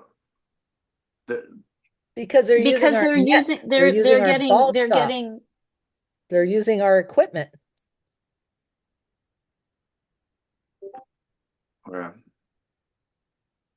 I mean, we don't have to have them pay, but they're reserving the court time, the- which takes away from the non-league players too, right? They're all sharing it at the Yes. same Oh, time. wait, I'm Am I hearing- right on that? I'm hearing David ask about the $40 versus the league fees. Is that correct? Yes, I'm like I don't like they're paying league fees, so they should reserve the courts. But Cindy is saying, yeah, but the court doesn't. also use our They're also equipment. using the nets and balls, which is part of PV pickleball. Exactly. We pay for But I that. don't. But again, I like the town doesn't know about those. The town knows about the courts. So I don't know if this item 2 should. I'm not disagreeing with 2. I'm just wondering whether it should Oh, be. I see. You're saying that that's not a town policy. Not a town That's a court PV usage. pickleball policy. Yes, between PV pickleball and the leagues. Oh, The what do you town, think, Patty? Yes, town both should indeed. stay Right. out. I thought we had taken that one out. No, we took the other two out, the ones that had to do with there was yeah, but we should take that one out too. You're right. You're right. Those should be I think um David's right. We should take Yeah, that one I'm out. not. they I'm not can't saying use our bad equipment if they idea. don't pay. Just saying You're it's- right. David, you're right. Yeah, I thought we'd take it out. Okay. All right. David, number 2 out. Okay. Okay. So the question at hand is primarily reserving 2 courts versus 4, no spectators on the courts, and 50% residency requirement. Yeah. Any comments? I'm in favor of all of those. David? Yeah, I think it's fine. It's a weird thing for the town to require, but it's also weird because these courts are just so overutilized. Right. It's our one lever to rein in some use. Steve? I agree. Okay. All right, we will make that May I recommendation. say I agree because multiple towns require a 50% residency. And some towns require 100% residency to reserve it all. And some towns that charge members, And not, they not charge. members, residents may get it for free or for a lower price than non-residents, you know, that there Exactly. is There's a lot. yeah. I'm Yeah. actually gonna. Okay. Thank you. We will make that recommendation to the town. Okay. Next is the survey. The survey. So I took the survey. Let me find it. What'd you do? Which one is it the It survey is results? go to the one that's in a spreadsheet, the 25 court usage survey results. Okay, so I put out 2 surveys. One was for color, and I hardly got any response on that, which I thought was really interesting. And what it was is that we wanted to ask what color they would like the pickleball lines on the shared court. And this is what I got. I only got one, see Ron Hannaforth and who said blue, blue, blue, blue, blue. I also put in a picture of here of how we used to have blue lines. We started with blue lines, and there are blue lines on this court, but you cannot see them. Do you see that? You can hardly see them. And so if we're going to go to blue lines, which I don't object to in any way, shape, or form, they have to be a bright blue. They cannot be this dull blue. Because what we had to do when the lines were blue was we had to tape all the back lines to be able to see them with this orange court tape constantly. And so it was just not a good thing. So if they were bright, it would be okay. And they don't have to be yellow. I mean, the tennis players did seem to think, let me see. That's a tennis player. They wanted blue. Everybody wanted the tennis lines to be white.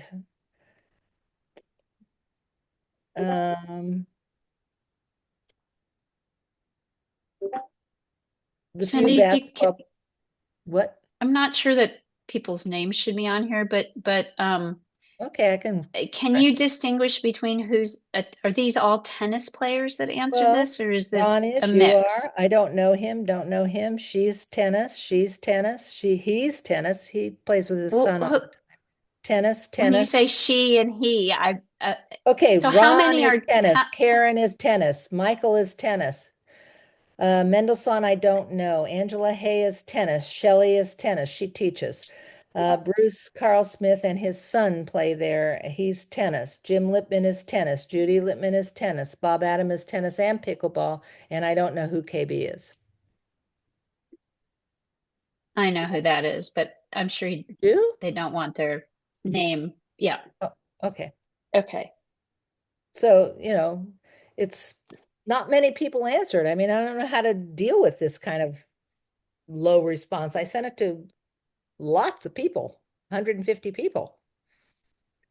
Well, the people that we Uh, well, and- Shelley teaches tennis, so that's good, but we didn't also get the input from Corte Madera, Corte Madera. right? Why would we get input from Corte Madera? and you From On didn't, what Tracy color the line should Cowperwaith. be? For and you didn't get 25 hours input. a year, you care?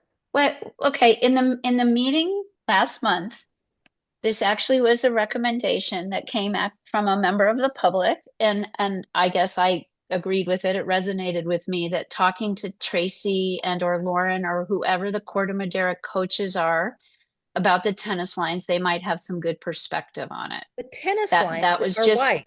That's not what you're asking. You're saying we're okay. asking I'm the sorry. pickleball lines.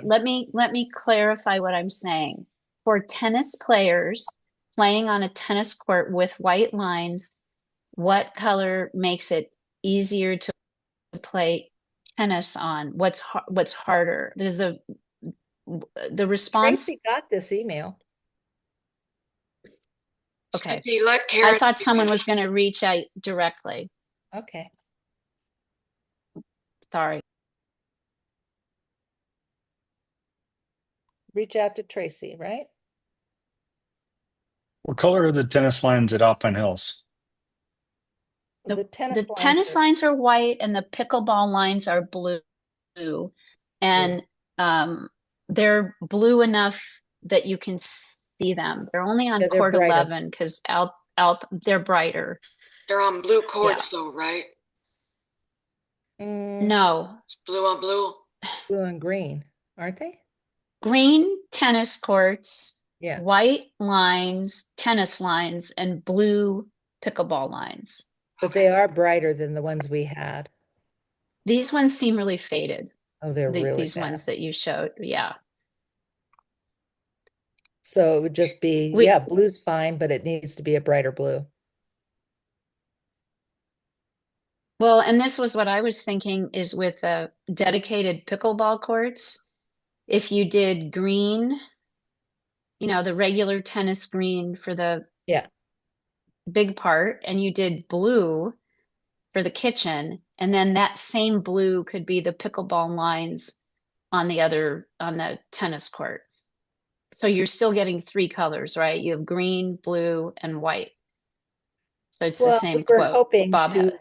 keep it because I've had problems in the past because that area is considered what's it called? The scenic corridor. And they didn't want anything not green in the scenic corridor. And that was Howard. Now Howard's gone, and I know that, but it was a big deal to ask for anything that wasn't green or, so I'm just shied away from anything other than saying It's green, a green, fair green. comment. I mean, before we would introduce another color, I'm sure we would need to get We'd have to go to it's the site council. Conservation. We have to go to them. Conservation We have to go to Committee. conservation. We have to go to the site council because they're the ones that say what's okay architecturally and visually. Yeah, I think it's the ASCC on the Yeah, color. it is. The ASCC. It's not conservation, but yeah. Conservation was for the trees and ASCC was for the colors. Right. And so, Conservation manages the scenic corridor. yes. So, anyway, whatever. We'd have to go to somebody, I'm sure. Okay, are there any other comments? Can I Bob, make I a see comment? your hand. Hold on. Yep. Are there any other comments questions for the committee on the survey? But wait, Yes. that's only the color survey. Yes. I have a lot of other survey. Okay. Yes. I'm not, I don't, yeah, can you hear me? Yeah. Okay. Just notice on the survey that you went down through the list and every person was a tennis player. And I think any survey that has only tennis players on it and they're asking about a color for a pickleball line, you did not get a competent survey. So whatever happened last time, we should get many more players and many more pickleball players to ask. We couldn't. I put it to every tennis player I could. Every tennis Okay. player. Yes, only tennis players. So So this is only for the tennis lines? Or is this for No, pickleball The lines too? pickleball lines on the tennis court. On the what do you call it? Blended court, court, the combined court. the combined court. So this is because we have different lines on different courts. Is that right? That's the Correct. reason for this? Correct. And right now we have the same lines on the same court, on the two courts. But in the future, we're not going to do that. Is that right? Well, we were going to have dedicated courts for pickleball, blended courts for tennis pickleball, and blended courts for basketball tennis. So a blended court would be a pickleball court, including pickleball. Yes, so- and that's so what we were what- asking. What would you like the pickleball lines to be on your tennis court? But the tennis are the lowest user of the court. Why wouldn't you ask the pickleball people what they want on that court? We know what they want. We I know do what know. I do know what they want, and I'm They want to yellow. find So out. does Cindy and Why me. not ask the tennis Yeah. players what they want? You already done that. we just did. That's what I'm just talking about. You've asked only tennis players on what Bob, color. we're on the trying com- to get input from all the constituents. We've had comments in the past that we've only gotten primarily input from pickleball. We are consciously trying to reach out to the tennis community and get their input on matters that affect them. That's fine. But if you're going to decide on the color of a court, do only tennis players get to We are decide not on the line? making, we're not making a decision tonight. This is all input at this point. I- Okay? I guess I don't understand. I mean, I do understand that pickleball people have said a lot of things and maybe say more things because there are 150 or 250 of us. But at the same time, if you're going to ask for a combined court, what the colors are going to be, both parties should ask. You got 11 people that said something that you got that were tennis oriented, but everybody should have a chance to give you feedback if you're going to have something that everybody's going to use. Well, then you're not going to satisfy anybody. I mean, David's point is valid. I think we know what the pickleball people want. Let's find out what the minority wants. Okay. Maybe let them realize that they have a say in it. I don't know, just a concept. But David, did you have a comment? No. David Cardinal? Yes, actually. I think the reason I may be the one who brought up Tracy Copperthwaite, and the reason is I don't think the average tennis player has any idea what yellow or blue would look like. Now, if they played on court 11 in Alpine, they may have seen blue. We had orange for one weekend, which was really horrible. So that was trashed. But I don't know what, blue sounds better to me, for example, but I've never played on a yellow. So finding people who actually have experience to make an informed opinion rather than, I doubt Jim Lippman has ever played on a court with yellow lines. Or I would invite, if Bob wants to play on court 11 with the pickleball lines, I would 100% vote for whatever he decides at the town center. But no one plays on that court. So it's a matter of degree. And if, I don't know, it's like picking the wallpaper for your house. We don't use wallpaper anymore, but the paint color based on, hey, do you want your living room blue or yellow? Well, I don't know. I mean, show me some paint samples.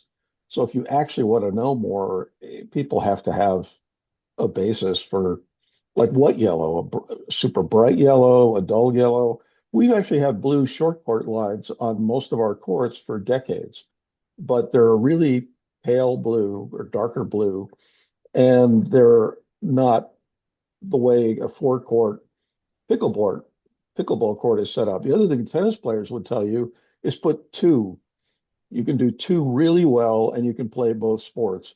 If you put in 4 pickleball courts, no one wants to play on it. And I get there aren't many tennis players at town center, so if we don't care, we don't care.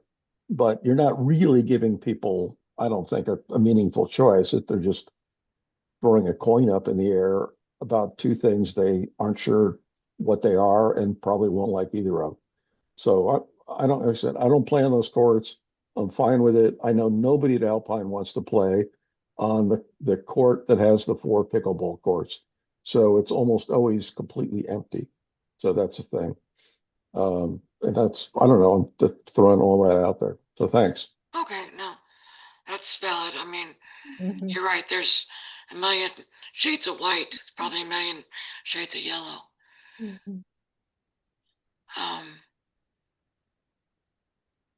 Okay, I think the point of this exercise was we're constantly tasked with trying to get feedback from all the users of the courts. And we overwhelmingly have feedback from pickleball players. Mhm. We're not lacking in that. We struggle with getting feedback from tennis players because it's hard to find them. And I understand that point. And it's hard to get them to respond to a survey, perhaps to David's point, because they don't know what color blue you're talking about. So we struggle with that. So I'm not saying this is perfect. I'm not saying it's final. I'm saying it's a variable in a decision that we will have to make when it comes to colors. Luckily, we don't have to make that yet, but we're trying to get input where we can get it, I guess is kind of where I see the bottom line. If we're wrong, we're wrong. If there's another way to go about it, I'm all ears. It's just tough. Yeah, we took a group of our grad students out to Court 11 last year for a class project, and we used a spectrophotometer. And blue is definitely closer to green on average than yellow is to green on average. So the yellow lines would probably be easier for the pickleball players to see, and the blue lines are probably slightly easier for the tennis players to ignore. And we came up with a design for sunglasses that actually, if you put them on, would make the blue lines invisible. Unfortunately, the design requires a material that can't be made yet, so didn't go very far commercially. So yeah, I want to point out that this is anecdotal. It was a couple people. One person is a tennis player only and tried to go to the town courts and was having trouble getting a court, but they weren't using the reservation system. They were trying to go, and of course there was always people on the courts. But when the lines got painted the yellow, several tennis players said, I can't really play on those courts anymore because the tennis lines are lost because the yellow lines really stand out. So it took the tennis court over. And I think that's what we're trying to do is find a compromise where the tennis players can still, have their court lines without the pickleball lines jumping up at them because there's so many on the court. That's all. Mhm. Yeah, it's true. Okay, so one input. Let's kind of see where we take it from there, but not tonight. Okay. Unless someone has a recommendation about how to go forward.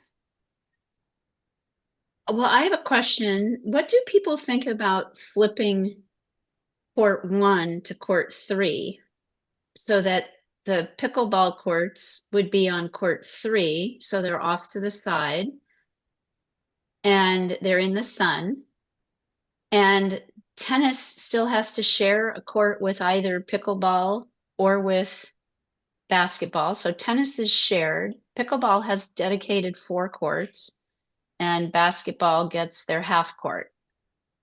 And it would be on the better side of court 1. I'm just throwing it out there because maybe that's something that is more workable. I think it's, you and I have talked about that. I think I think a very intriguing idea. Obviously there is expense in moving the basketball Basketball. nets. I don't know if that's less expensive than trimming trees and whatever else happens to be, but maybe it's something that we should definitely take a look at. I don't know. David, you have your hand up? Yeah, the underneath the main backboard closest to the parking lot gets really bad with acorns and stuff because it's really into that tree. So we'd have the exact same problem with pickleball there. It'd just be even worse because they'd be ball bearing acorns to slip on instead of just a wet surface. But what if the basketball, I mean, I usually only see them on one half court. What if that's the court that's closest to the softball field? Which No, is I'm saying that pickleball would be unusable on that side in the fall. oh. So many acorns that you'd get killed if you tried to play on that court. Oh, You've I got see. the But it's- grapevines it's- growing on the fence too. But on well, that I end. thought that maintenance was clearing those off, but it's drier. So it's easier to get the acorns off than the wet leaves, is what I was thinking. It would dry more quickly, which is what I thought a big issue was. I think it rains acorns more than it rains.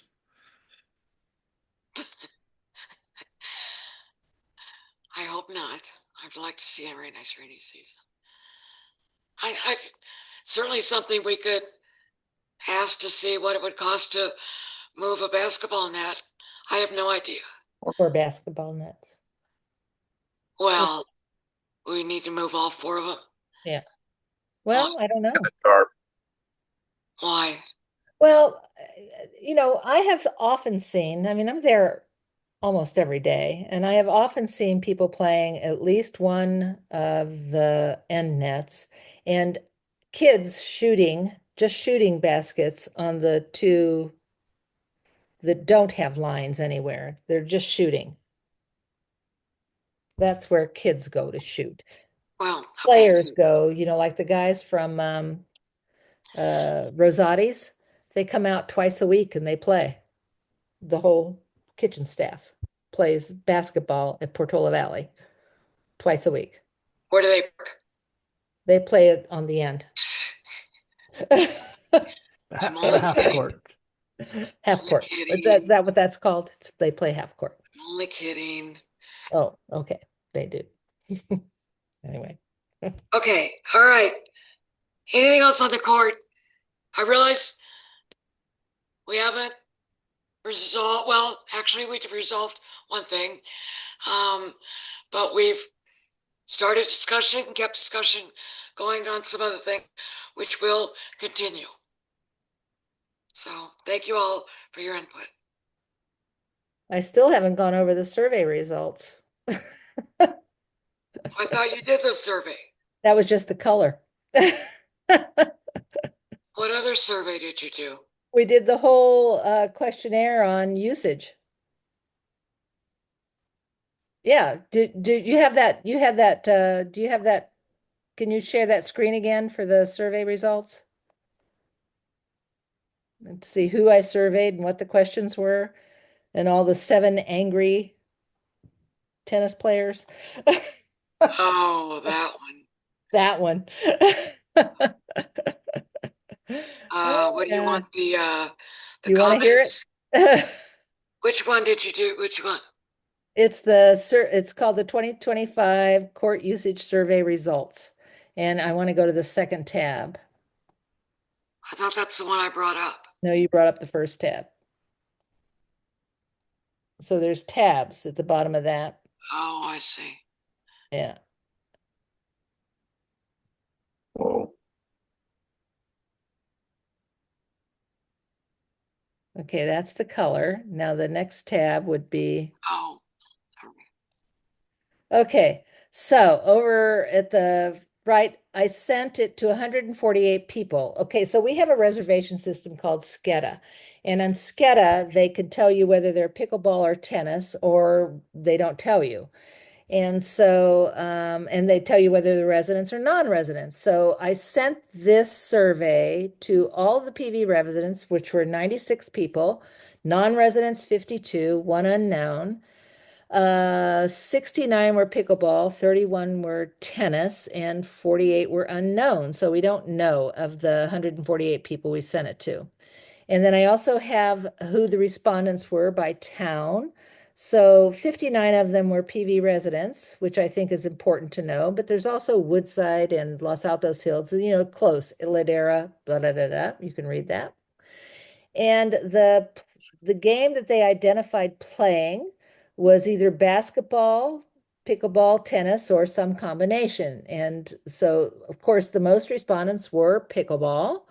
But we did have 14 tennis players and 4 that were tennis and pickleball. So we have 18 tennis responses, which, Basketball and tennis. pardon me? One basketball and tennis. Yeah. Yeah, oh yeah, basketball. Oh yeah, so that's yeah, 19. Woo. Okay. So go down a little bit. What did I say? So I wrote some stuff. 7 of the 18 tennis players were really angry about how pickleball has infringed upon their world. 7 of the 18 have difficulty making a reservation due to the times that have been reserved, which is why we made that recommendation to not take court 2 all day every weekend. 11 found the courts occupied when they had a reservation. And what they did was 4 asked them to leave, 3 left, and 4 waited. 5 tennis players were not aware of the court use priorities, and 3 were aware but found it confusing. 8 tennis players say Portola Valley Town courts are too busy and noisy with pickleball, so they play elsewhere. I don't know if we find these numbers significant or not, but they are people, residents probably, that don't find it pleasant to play here. And we need to address that, I think, at some point. Okay, so I also, Patty, there's more sheets, more pages. And I want you to go to the one that says tennis. No, on the same document. Same one. It's just the bottom. You have to scroll up till you see yeah, there. See tennis? Okay. So I marked the ones that were angry, that said that they, waited and there's too many times, there's too many pickleball players. It's just horrible.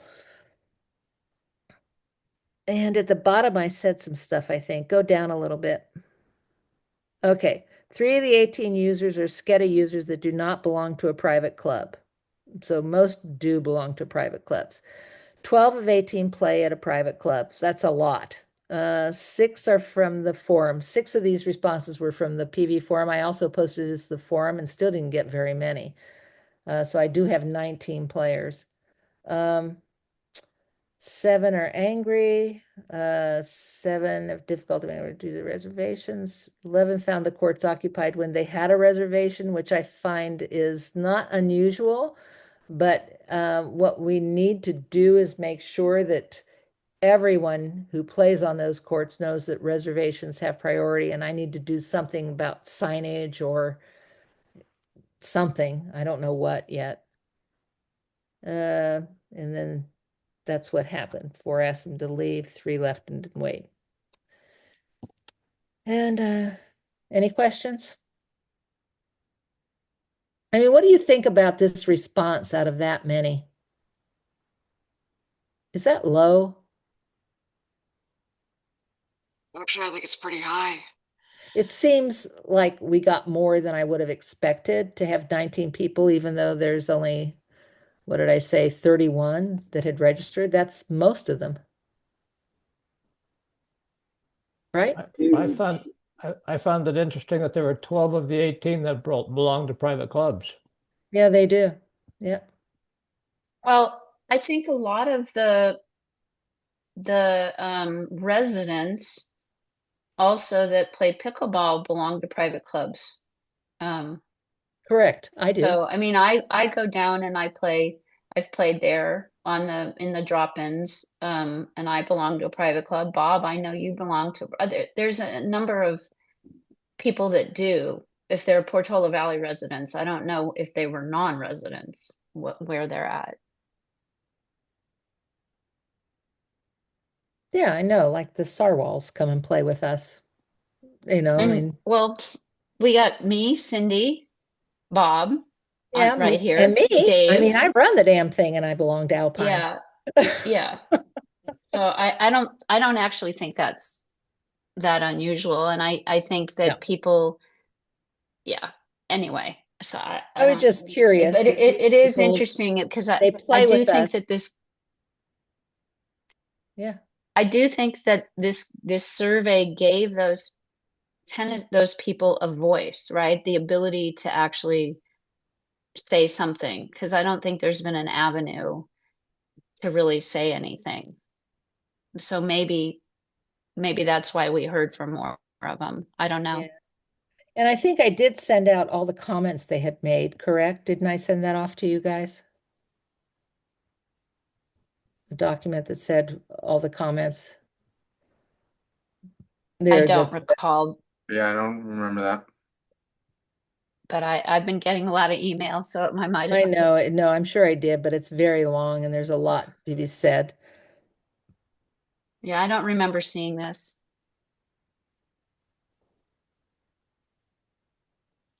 Oh yeah, there were a number of people that commented on residents should have priority. Residents, there are too many non-residents, and I don't know where they're getting that. There's no way you can go to those courts and see who's playing and say, "Oh, that's all non-residents." You just can't. Now, I do realize, like on Tuesday and Thursday morning, it's mostly residents. I mean, that's what Tuesday and Thursday mornings are. Sundays, probably half and half. League is 60-40. But there's never a time where it's full of non-residents. Oh, unless Taryn's having a party. You're not gonna, yeah, you're unfortunately not gonna win that because every parking violation is a non-resident. Every bad driver is a non-resident. Everyone filling up the parking lot at Windy Hill is a non-resident. So, I'm never going to be able to say it is or isn't. You're right. well, yeah, and people, it's not exactly xenophobia, but it's like, oh, all these people are coming in, all these bicyclists are, yeah, I mean, you can't win that argument. They're not basing any of it on facts. No, that there were only about 3 or 4 people that said anything about that. Well, that's good. Yeah, no, it wasn't a big deal, but I've had that argument a number of times. And there was a woman that said that she was going to come and stand at the courts and demand to know if they were residents or not. Well, you can tell them She that never came. in our general plan, the reason we called out our special right to be a rural heritage site was because it was a site for the entire peninsula. And that's right in like Bill Lane's handwriting. But people forget that. Hey, Patty, can you scroll back up a little bit?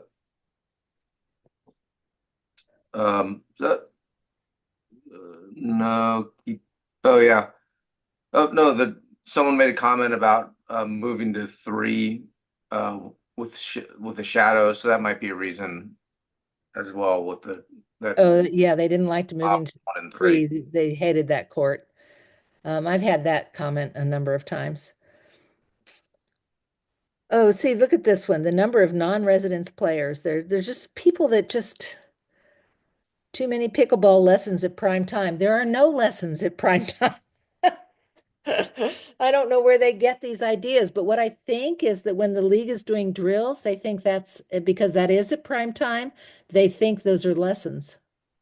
Yeah, I was going to say that, and I also know that I have some friends that do take a lesson there on Monday mornings. Now maybe that's not prime time, but the courts are pretty full then, and they've got a lesson going on. But it would So be a small lesson, right? It wouldn't it be is. It's with three. It's 16 three of courts. them. So what I think is Yeah, but that when they see the league drilling and doing their thing, they think those are lessons. Because me and I teach at off times. We teach in the middle of the day. and we're the only lessons. And then there are some private lessons which only use one court, so that can't be a problem. Uh, So one thing you they're should thinking that all that league play or all the drop-ins are lessons, and they're not.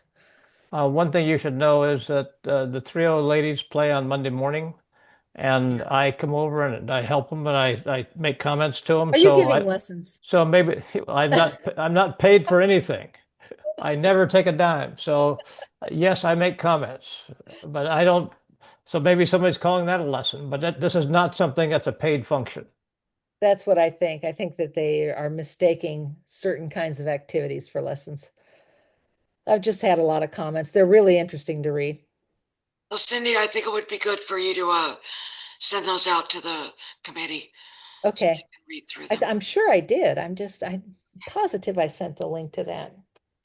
I'll check. I'll send it out again. I will send it. Okay, send out. Send out. Yeah, that's Okay. very Yeah, the link to interesting. that whole Very folder. interesting. Can you legally send that to me also? Sure. I think, can't I? Yeah, sure, no problem. Right. I think we've done a couple of things. Number one, we've tried to address the league reservations. Cindy, I know when the PV board met, we talked about having better signage out there. So I know you were going to work on that sign because I think it is still very confusing. And I think it just needs to be very simple about. I keep wanting to wait till we make some decisions to make a change, and I just. I know. I'd love to make decisions too. But, so thank you for doing that. Appreciate it. Okay. Okay. Now are we done with the court things? Yes. Okay. Going once, going twice. I realize it's getting late. David needs his beauty sleep. I think I sent out an email on this, but Karen, do you want to bring everybody up to date on the Ford Field bathroom situation? Yeah, really briefly, we spoke with council. I think that was after our last meeting. And the council, there were 4 council members present, and they all were in agreement to that we they thought they were in agreement to move forward with the project of looking at the restrooms and the concession stand. They were in agreement that we could consider the location where the snack shack is within the 75-foot setback as an option as we're moving forward. And also to use the Portola Valley Fund as a tool for fundraising. So that went really well. And also then to process-wise, really get the input and utilize the Planning Commission and ASCC, as well as when it's time and when there are topics that pertain to other committees like conservation or open space or trails, to also involve them and update them. So we then met with the Planning Commission and the ASCC as together. So there were 9 committee members there. They were all present, and basically went through the same presentation. And what I recall is that 2 of the planning commissioners were very reticent to consider doing anything within the 75-foot setback. But 3 of the commissioners in planning and the 4 ASCC commissioners all thought that every option should be explored and to look at the designs. So that was actually very positive, and nobody is against putting flush restrooms in at Ford. So I think we have good positive momentum on that, and it's really now there's some process issues that we're trying to better understand about how we unlock the grant and how we get this thing moving forward, say with a landscape designer to look at some concept designs and locations. And things like that before, and costs, how much is it going to cost not only to build the thing, but all the infrastructure associated with it. But we're waiting for Darcy's direction on that. Patty, do you want to add anything? Or Steve or David? No, I think that's a good summary. Yeah, I agree. Yeah, I would. Go ahead, Steve. The one thing I would add was I was surprised about the feedback around, pleasantly surprised, I guess, making it great and not settling to meet within a particular timeline to use the grant, which obviously means way more money.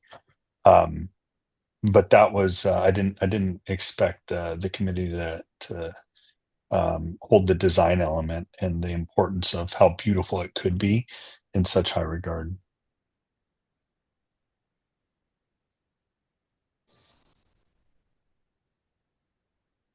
Did anybody get Carter's sketch that Dana was glowing about? Yes, I took a picture of it, Yeah. and I'm happy to share it with you. Just In that sketch, Carter was also talking about moving the scoreboard and doing a lot of things. So there was a little bit of scope creep going on there. I'm gonna preface that. But I think the beauty was is people were thinking and they were creative and thinking that something really great could be done there. So, but I'm happy to. I got to figure out how to share those photos. I took them on my phone. If you want to see them, just email me, and I'm happy to send them out to you off my phone. okay. Yeah. It's the next step is just Darcy setting out the request for proposals to the landscape park. Well, so my understanding is she has to go back to town council to officially get them to vote, because we had a study session with them and they indicated, what they thought, but they didn't formally approve it. So they have to formally approve the project and that would unlock the grant, as well as formally approve the Portola Valley Fund as a fundraising arm.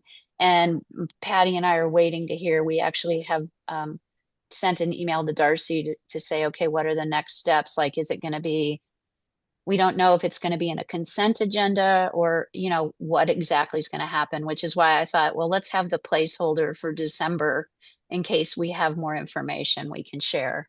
But we can always share it via email with the committee as well if we hear something. Good. Good.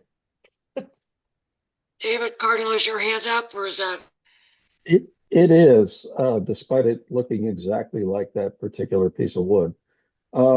Just a couple, I was online at all those meetings, and a couple of observations that, from my point of view, one is Mayor Haskell was pretty dark about the idea of leaving the shack where it is now. I mean, she did leave the door open, like you guys saw, but I don't get the feeling she's going to be easy to convince. So I think that's something to keep an eye on. Also, I would take the money in hand. This is the same town council that can't find $500 for this or that. So they dreamed, actually, that's not even the town council. The other one was the town council. This one was the ASCC and the planning commission, who don't have any money. So unless somebody writes a check to put their money where their mouth is, I'm really skeptical about politicians who love to say, oh, that'd be great, let's build a Taj Mahal. So I would also get this done within the grant if it's at all possible.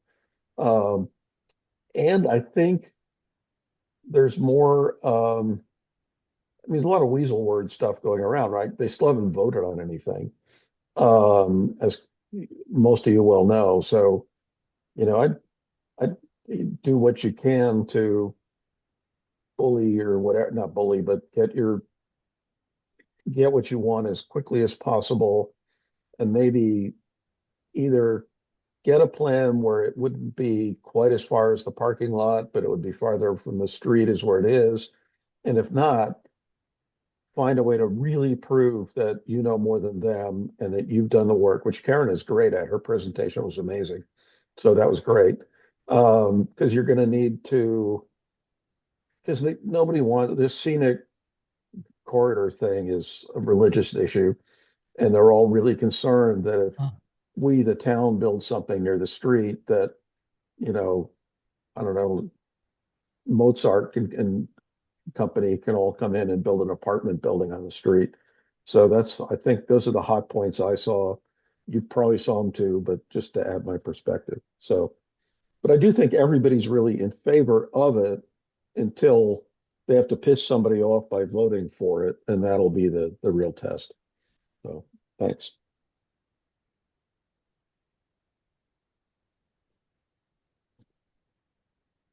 So we will keep pushing because until they tell us otherwise, time is of the essence, Yeah. in my opinion. So There it is. Oh, came back. thumbs up. Okay. Thank you, everybody. For the December meeting, I'm going to keep it on the calendar, but we will chat via email. If there's no reason to have it, I will cancel it. If there's a reason to have it. Wait, David, go ahead. Are we formally skipping 5D? Zots and Ford parking? You have four.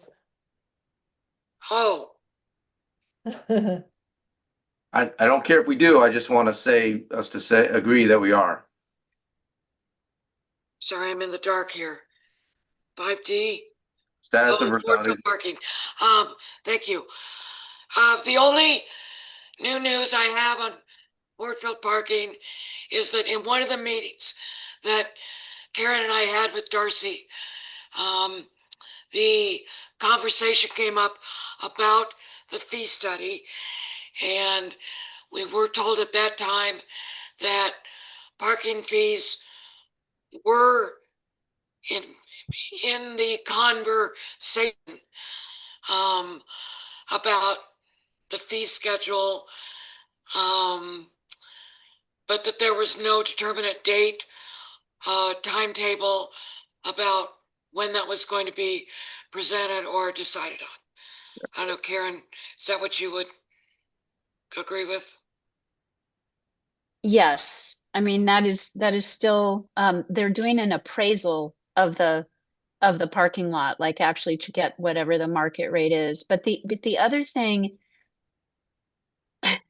that we were told, and it's not sure if it's been put into place yet or not, is that Zotz has an agreement now with Palo Alto University on the weekends that the employees are supposed to be parking there so that they're not at Ford Field on the weekends. But as far as we can tell when we drive by, that may not have happened. And Steve was actually at a game, was that like a week and a half ago on a Sunday where the parking was out of control there with the Zotz employees and the championship baseball games going on and stuff.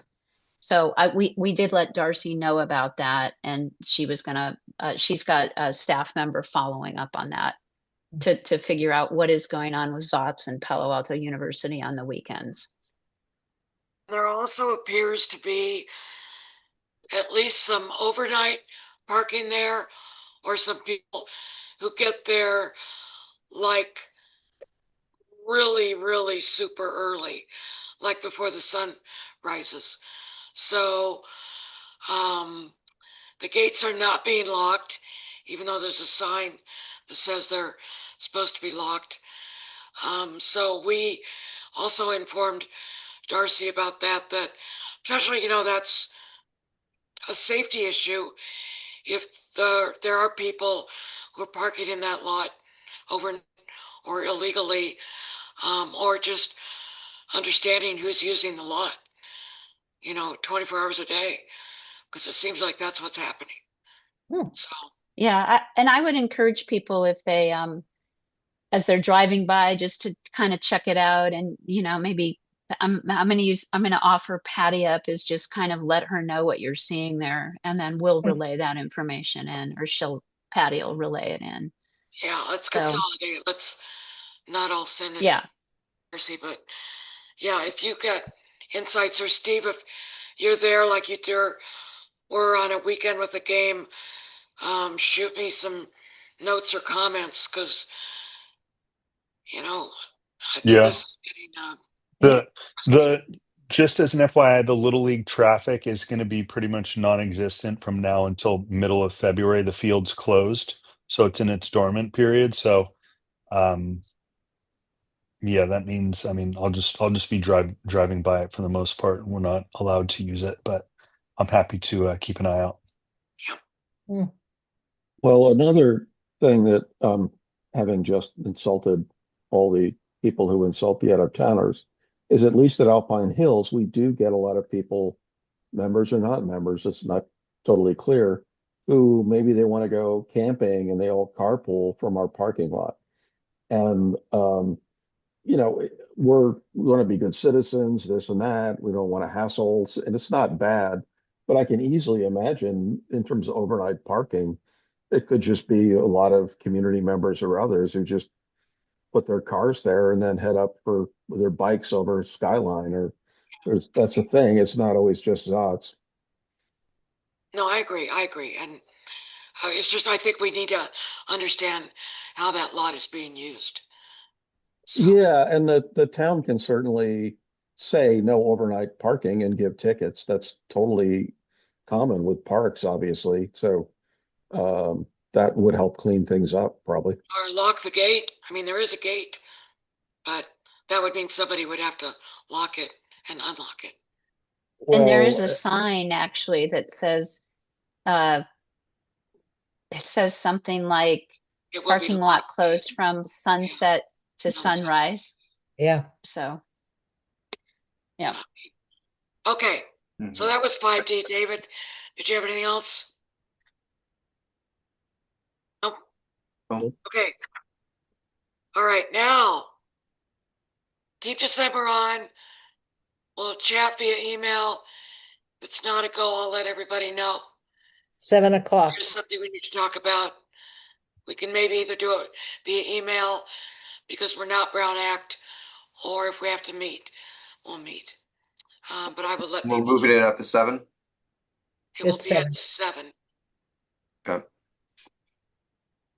Okay. Motion to adjourn. Second. I move to adjourn. Thank you, everybody. Sorry it's late. Thank you. Thank you. Good night. Good night. Good Great. Good stuff. night. Thanks, everybody.